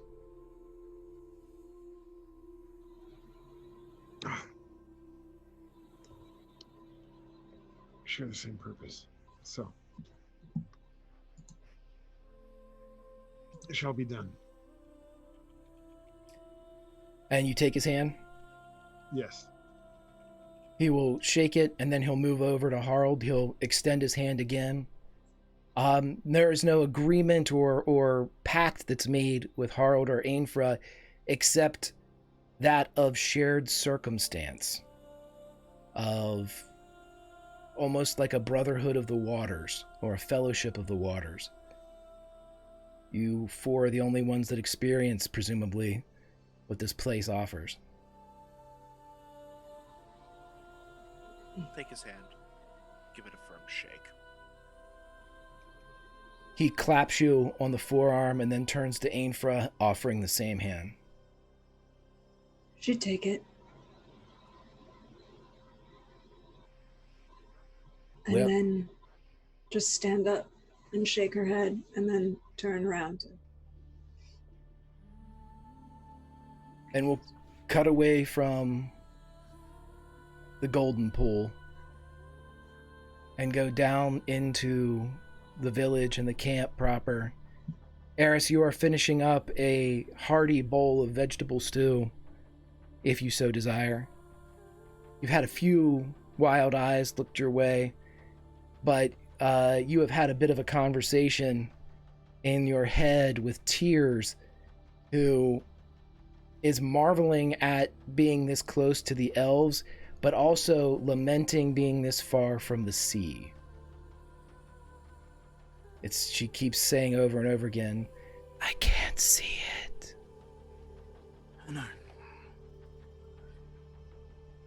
Right now.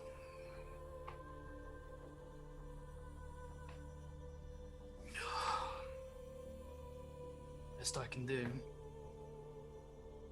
Oh, shit. And I look for the, I've been carrying a Stone? a picture, and for the first time in a very long time, he sort of like, I was in the water, and that painting that I was given, yeah, I'm not sure how well that fared. So I'm gonna, like, presuming like I'm not being, like, no one's like watching over my shoulder, I'm gonna take it out and see if I can start to like unravel it to see if it's like waterlogged or damaged or anything like that, because he feels pretty guilty all of a sudden. Yeah, roll me an awareness as you take a look at this. You have all your possessions with you, so you can take it out. It doesn't immediately look waterlogged. You can still see... critical. Is it 38? As you're looking at the canvas, it looks fine. It looks like it weathered this ordeal. There's no puncture wounds. There's no water damage. But around the edges where it was cut from the frame, you begin to see almost like it's not perceptible. You can't see movement, but it almost looks like someone burned the edges of it. It has a black to it, as if the threads of the canvas have been charred a bit. Do they feel warm to the touch at all? With that awareness roll, I'm going to say yep.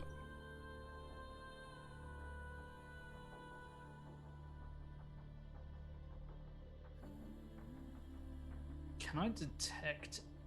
Can I tell if it's actually? I go ahead and take off my medallion, and I wrap it around my hand, and I just sort of like rest it close and see if I feel any hum. Does this feel like it's magic in any way? With that awareness roll, I'm going to give you this. You feel a slight tremor as if it used to be magic. He gets this real deep sinking sensation in his gut that whatever he did in that moment of like haste and needing to like it to be portable and for them to be able to move during the Cyclops attack, he's suddenly like, oh, have I destroyed something that might help her? And I think like it's the kind of like thing that she'd be very much aware of is he's bad enough at hiding his emotions and how he feels to people who can see him, but people who share him as intimately as Tears does. So yeah, he sort of fuck.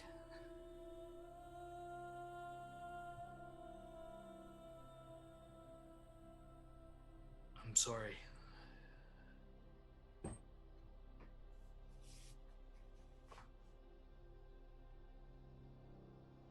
You don't hear her say anything, but you get that feeling of it's okay.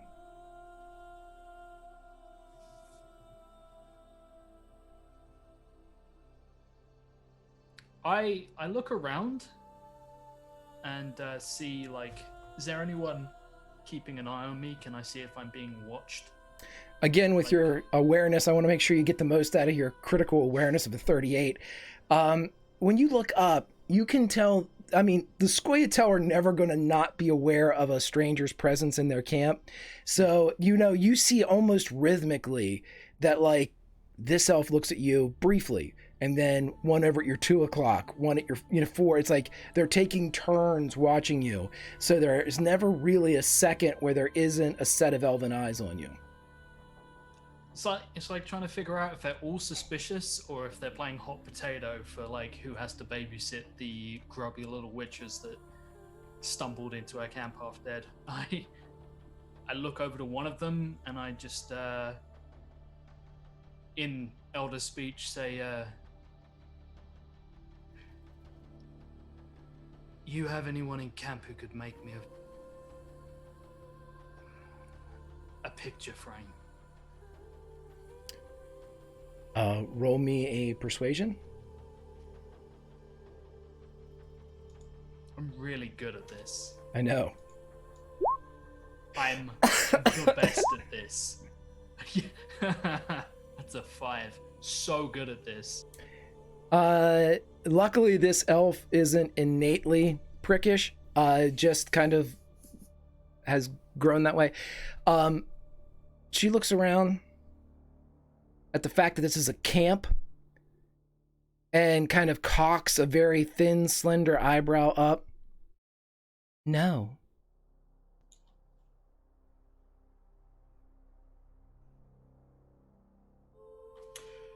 So, I presume we're gonna all have to have a conversation at one point. You guys want to get it out here and now while I'm alone, or we're just gonna sit here and simmer? She seems very unhappy to be the spokesperson. I like to address everyone. Right. Yeah, but it's almost like everybody else was like, ha ha, like you were looking at this moment and you get to deal with this. She perceptibly shakes her head. What would you like us to get over, Witcher?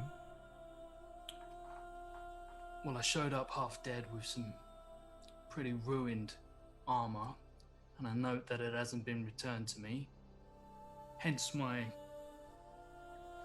current attire, he says, just sat there in a loincloth. And problem is, as hardy as I am, I probably won't make it very far in the Blue Mountains in just skivvies. So unless one of you is volunteering to share their wardrobe, I'd really like my clothes back. You're the one with our armor. No, I'm not. You're the one with my armor. Never belonged to you. It was given to you? Yeah. Or did you take it off of someone? Well, I took it off a dead elf. This is where the record scratches in the club. Yep.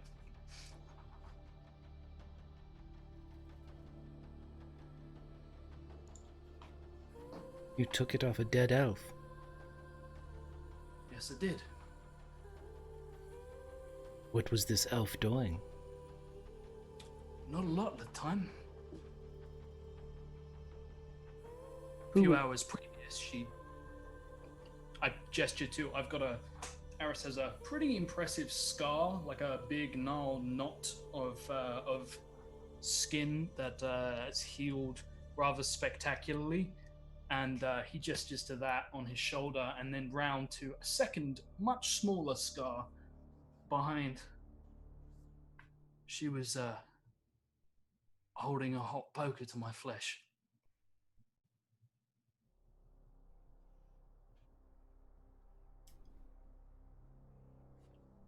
Oh. Roll me another persuasion.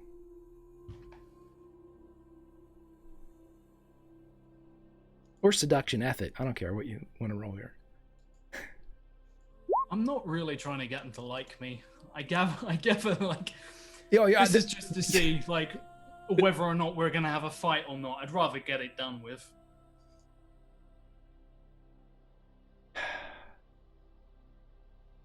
You see her look over your shoulder. And then she returns to your gaze. The dwarf has your armor.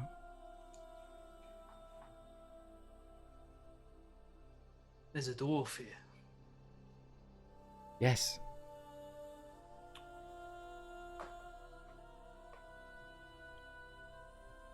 Mind pointing me in his direction?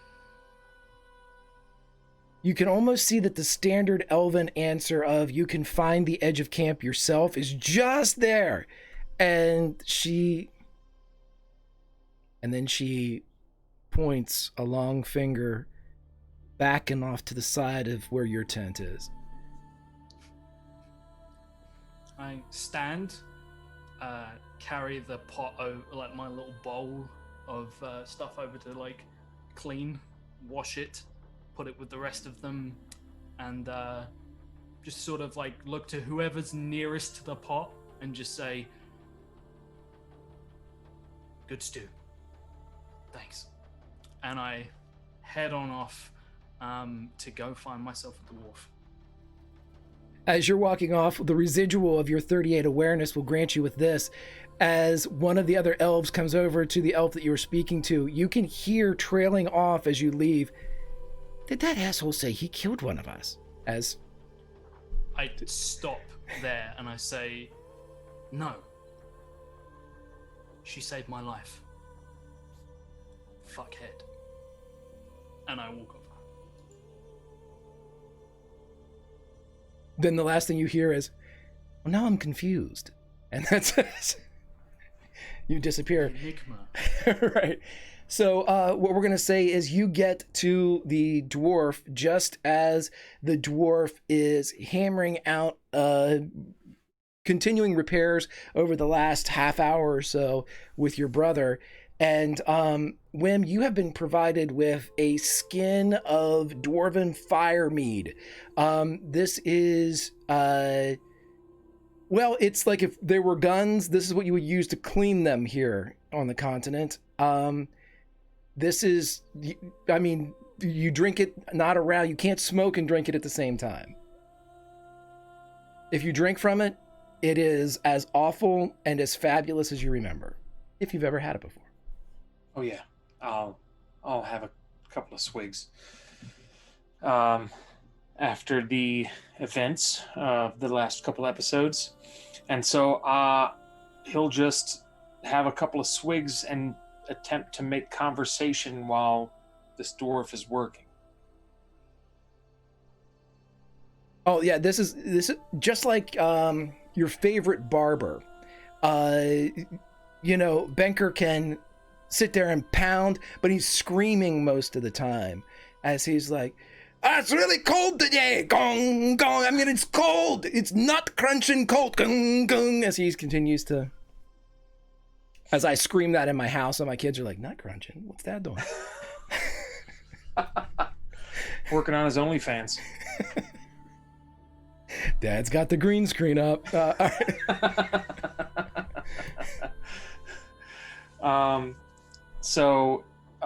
And then he would, like, in passing, talking about the weather, things like that, he'll display some of the things he bought from Ananias, like the knuckles and things like that, and he's like trying to get an opinion on those. Being as bear school witchers are pretty critical of armor, you know, he would ask him questions as to, why is that? Why do they make that like that? I know that it does, but, like, why though?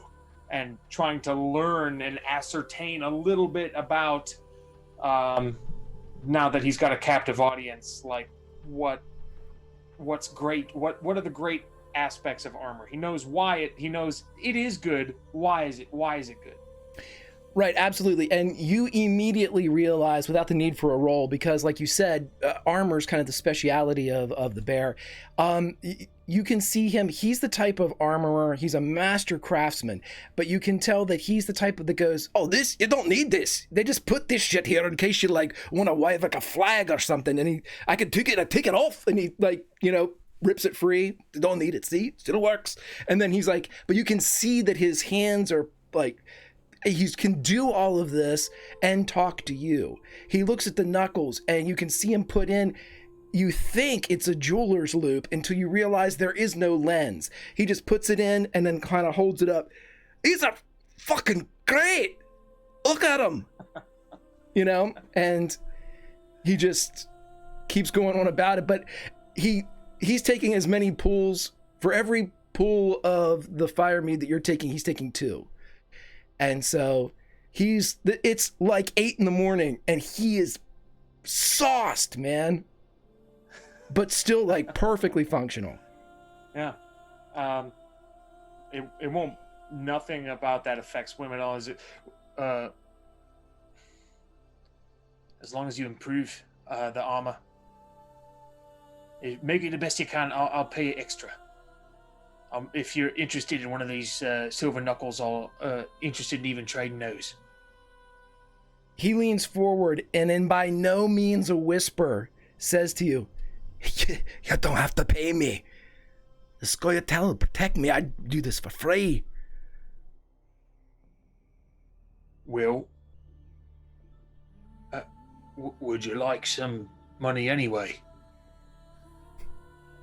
There's nothing to buy. I want to appreciate your craftsmanship, is all.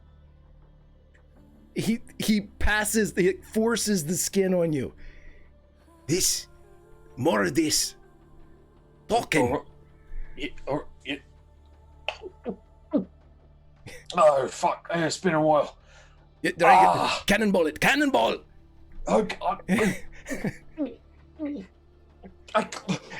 It's in. Right, go. God damn. Oh, fuck me. Oh, that's strong. He grabs it from you. After a few more, maybe. And he takes a drink. And that's... Why do I have a feeling Yannika's gonna walk into this after Eris walks into this? That's just...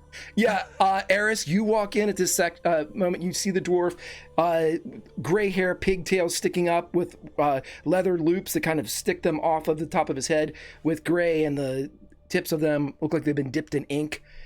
And he turns, and as soon as he sees Eris's eyes, he was like, oh, fuck me, another one.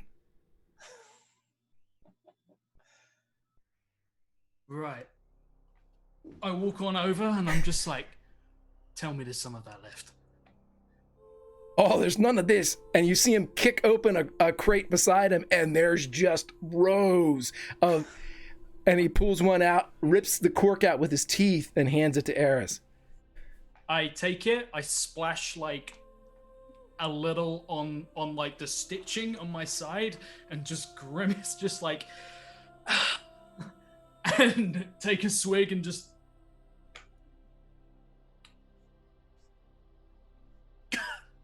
Fuck. Yep. Medicinal. Cannonball it. Cannonball. He pushes the top of it, pushes the bottom. I just put my hand, like my whole hand in his face, just full on like in his face. And what? I need something else first. As your hand's in his face, you see his tongue reach out and lick your pinky finger. Oh, there's stew.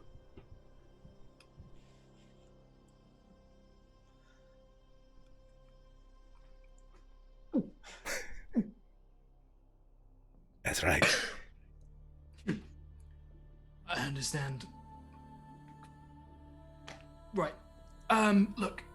And I reach sort of and like do the worst sleight of hand ever to have tears palm off the stone in my hand as I'm like, whoo, like my head is just like spinning for a second, and I just hold up the meteorite stone in my hand and just say, you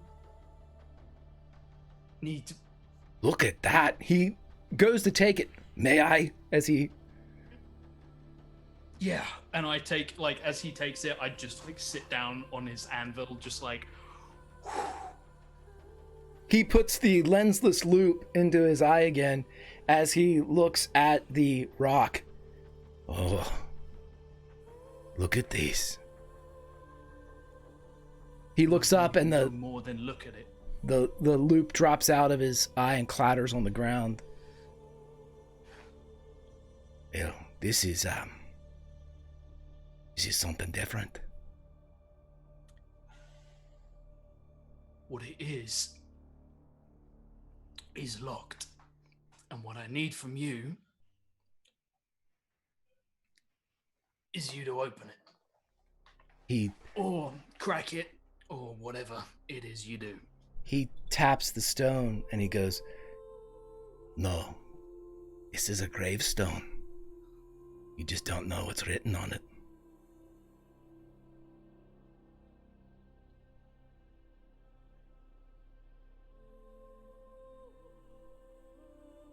Oh, shit. You can read it? Not yet.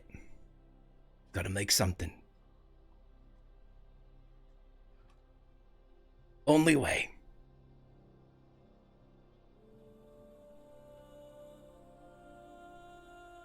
Have you got my armor? His eyes narrow. At this point, I'm going to say, Yannicka, if you want to arrive on this scene, there's been plenty of yelling and commotion that would alert you to... and I don't think it's just the dwarf yelling. I think women probably would have had a yell to be heard over as well. And so she's like, what the fuck are they doing? Like, what is happening? Why are they yelling? Massive, boisterous laughter from Wim, the kind that you have not heard. Mm-hmm. So she just kind of creep over, having tended Basil somewhere, and like, if the elven healers were like, why isn't he dead yet? Yana could be like, because I didn't give him permission to die, and like start medicaling. And then... They're like, whoa, the badass is here. Yeah. And then they see you work, and what was your... And then they're like, oh, the badass is here. The badass is here, yeah. Uh-huh. Yeah. And she'd creep over, see this scene, see Eris in his skivvies, kind of just go, everything good over here? You see the dwarf look up, again, pigtails, and looks at your eyes. Ah, just an elf. Yeah, cool. And I'll switch to Dwarven and say, yeah, good morning to you too. And he says in Dwarven, "Oh, fuck!" And he turns around and grabs another one of the skins and hands it to you. Right now, my kids are saying, what's wrong with Dad? She'll go, I don't drink, but thank you. Yeah. What? Okay, I drank once when I got this, but that's been it for like 200 years. And he kind of just shakes it. And then Wim accentuates it and nods. Aris like gestures to his side, like it has so many applications. Like, don't tell me you poured it on that. This is a Witcher infomercial. She's gonna be like, that might dissolve the stitching. What did you? Don't do that. If it does that, it might melt the skin back together. One sip. Because it's been forever since I've seen a dwarf, and she'll thunk. Actually, I have a sound effect. And she'll take one measured sip, and that's it. But then she'll. You are fairly certain you have just swallowed lava. Yeah, when she was knighted by dwarves, I'm pretty sure that was part of the knighting ceremony. And sure. She remembers it, and she's like, "Thank you." He reaches it up and kind of shakes it again. No, I had enough. I'm good. Cannonball? I really don't drink. Well. Only on special occasions. And with his leg, he kicks open the flap of his kind of military tent, and you see hanging on an armor stand your armor, Eris. It's been repaired. I walk in and sort of like look it over. It was beaten to shit like before this campaign. So is it like in relatively good nick, or is it just like patched? It's in excellent shape. The only thing that isn't right yet is the fact that the leather attachments have not been dyed. All of them at this point are still kind of raw leather. And so, he hasn't had a chance to. So you see some like dark browns and things like that, when normally I believe it was all black before. But you see. Oh, no, it's like green and brown and like a mix of colors. Okay, so then it's you can tell because it's your armor, but you can see the patches that he's replaced. But honestly, it probably maintains its camouflage effectiveness then. Yeah, I go over, I grab it and I sniff it to make sure it still smells like my armor, and I'm like, yep, that's pretty much unwearable. Fantastic. Shit and beggar tick. Shit and beggar tick. Just wafts. All right. When you all are talking for a second, you turn back around and Banker is just like looking at his anvil now that Eris got up and went over to get his armor. He's looking at his anvil and that stone is sitting on it. And he's just kind of eyeing it up like the artisan's dream. He can already see what it's supposed to be, but turns back to Eris. What do you want? I want it red. And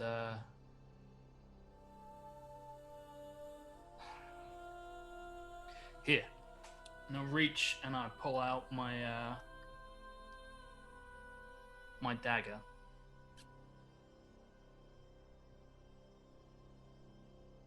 If you melt both of them down, could you make a sword from it? He looks at him. Aye. You do engravings?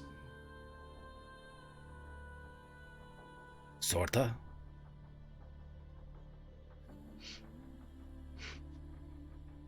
I will find like a scrap of something to write on, and with like a little bit of charcoal, I'll write down an inscription Did you make this? He looks down. Aye.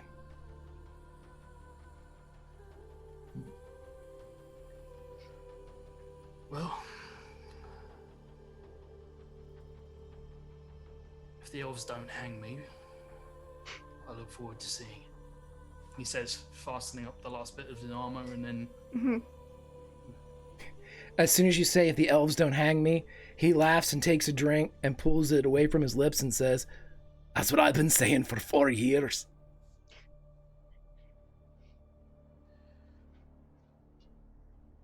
I feel like there's a joke to be made, but Yannika's here, so. While Eris and the dwarf have been talking, Yannika has cornered Wim by a section of the tent. In your attempt to corner Wim in the section of the tent, you see him, and he's like standing, looking at this object in the dwarf's tent. And for just a brief moment, you hear, "Oh, you get me, you get me, you understand where I'm coming from." Hey, Wim. Oh dear, yeah. Yeah, and by this point, like, she's crept up, and she's like, can you do me a favor? I'm not gonna ask. Can you do me a favor? I know I've been asking for a lot of them over the past day. Hold on, let me sit down, my new friend. And I... Okay. Mm-hmm. What kind of favor is it that you're looking for? Can you tell me what this says? And she's just gonna open the section of the fur robe that she's got on and gesture to her tattoo. She hasn't checked yet. It's been a while. And it might come up now that other people have seen it.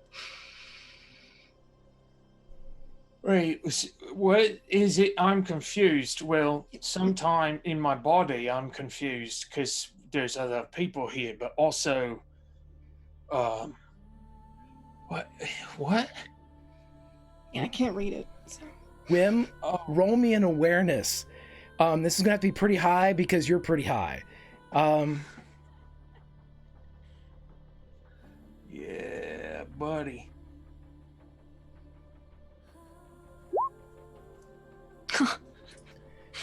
It's pretty good. Takes you a second. The lettering doubles and then triples, and then by sheer force of Witcher will, you're able to bring it back into one very elegant bit of handwriting, a hand that you don't recognize. But it takes a second, and then you realize it says, Eorvith Beloved. It says what a sneeze sounds like, and then beloved. Hold on. Eorvith. That's what it says. Hold on. Why did I ask you when you're so drunk? Yep, no, it's what it says. Okay, thank you. Whoop. Oh, so soon. Can you see this? Out of curiosity. I think they said they were separate. They went into the tent. But if I'll ask Lindy, was this? I mean, it's the dwarf's tent. She would have done it so that, she wasn't flashing anybody other than Wim. But, okay, right. So and yeah, you could see the flash aspect of it, but not with the actual writing aspect then, right? Mm-hmm. Except for Wim, who was able to see it. Might have heard Wim, though. Should I go back to talking to my new friend, or do you want me to help out with? No, you've already helped out. Thank you. You just go have fun. She can give him a little pat. What's that mean? I'm gonna go find out. You want some company? I bring my friend. No, you are having a lot of fun here, and you just keep having fun. Don't get alcohol poisoning. Right, it kind of seems like I should follow you right now. That's what my gut is telling me. But, why? You're lost. I'm not I'm not lost. We're in the Blue Mountains. I'm lost. Okay, I'll take you back over to the Eris. I'm just we'll lead Swim over. Probably with the deer head, because I imagine Wim picked his friend back up. I snap to see how focused he is, like in his face. I'm just gonna leave him with you. What did you flash him with? My Is boobs. Lightweight. And then she's gonna leave. As you two leave the tent, Wim in this state of Just leave him with Eris. I go to follow the rest of them through the woods, wherever they may be. 'Cause okay, but as soon as you leave, as soon as you come out, and we're going to say by this point, the group that was in the pool is probably on their way back. But as you come out, and as Eris, you're kind of still out there with Banker, you hear this, all of a sudden, this scurrying in the undergrowth. And Banker turns around and for the first time looks away from the dagger and the stone and gets down and kind of puts his hands on his knees and goes, come here, you little fucker, come here.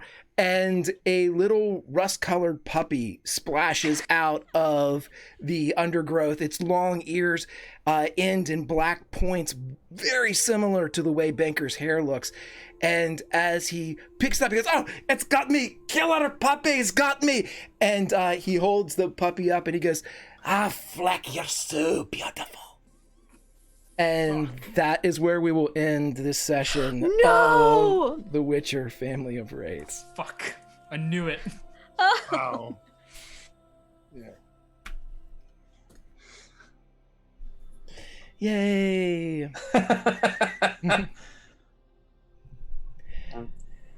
Alrighty, I'll start us off. Let's jump over to Matt. Matt, how are you, buddy? Where can we find you online? Fantastic. This was a trip and a half. I'm Matt, the Killer GM. You can find me on Twitter at the Killer GM, do writing about various game types, talking about nerdery, and just generally being with people. Other than this, you can find me running a show every other Sunday on my channel, Matev7, where I run Masks Sunset City. Teen superheroes getting into all sorts of trouble. We just had an episode this last Sunday, and it was a trip. They fought Grendel, and that wasn't the worst part of the whole thing.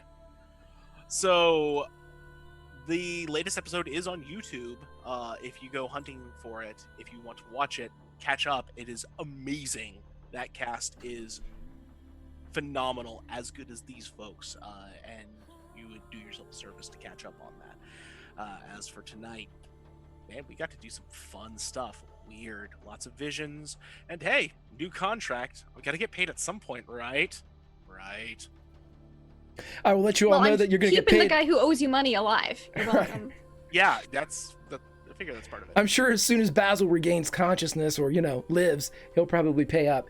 Also, everybody will be paid in IP points or, experience whenever we get in here. So let's jump over to the drunken one. Billy, my friend, how are you? Where can we find you online? I'm doing great. Loved playing with these people. Loved the fact that I got to use that pronghorn head as a joke prop, which was my goal for the whole fucking thing.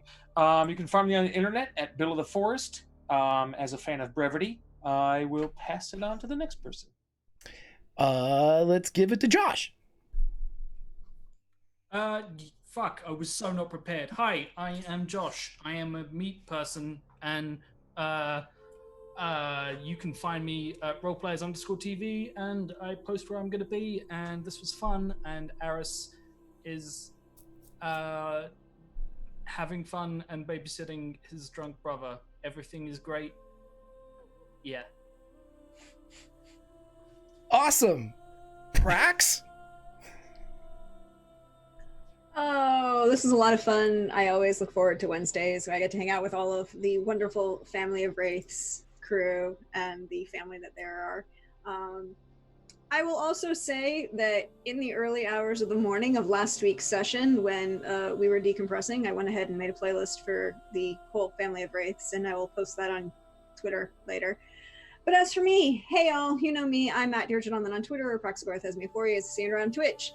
And you can find me tomorrow on my channel. And in the morning, we're going to do some more recitations and digressions as we dive back into Ovid's Metamorphoses. Also, if you missed today's in colloquium at the salon, where I and dear friend Trooper SJP spent 8 hours just being nerdy talking, the VOD of that will go up on YouTube at some point.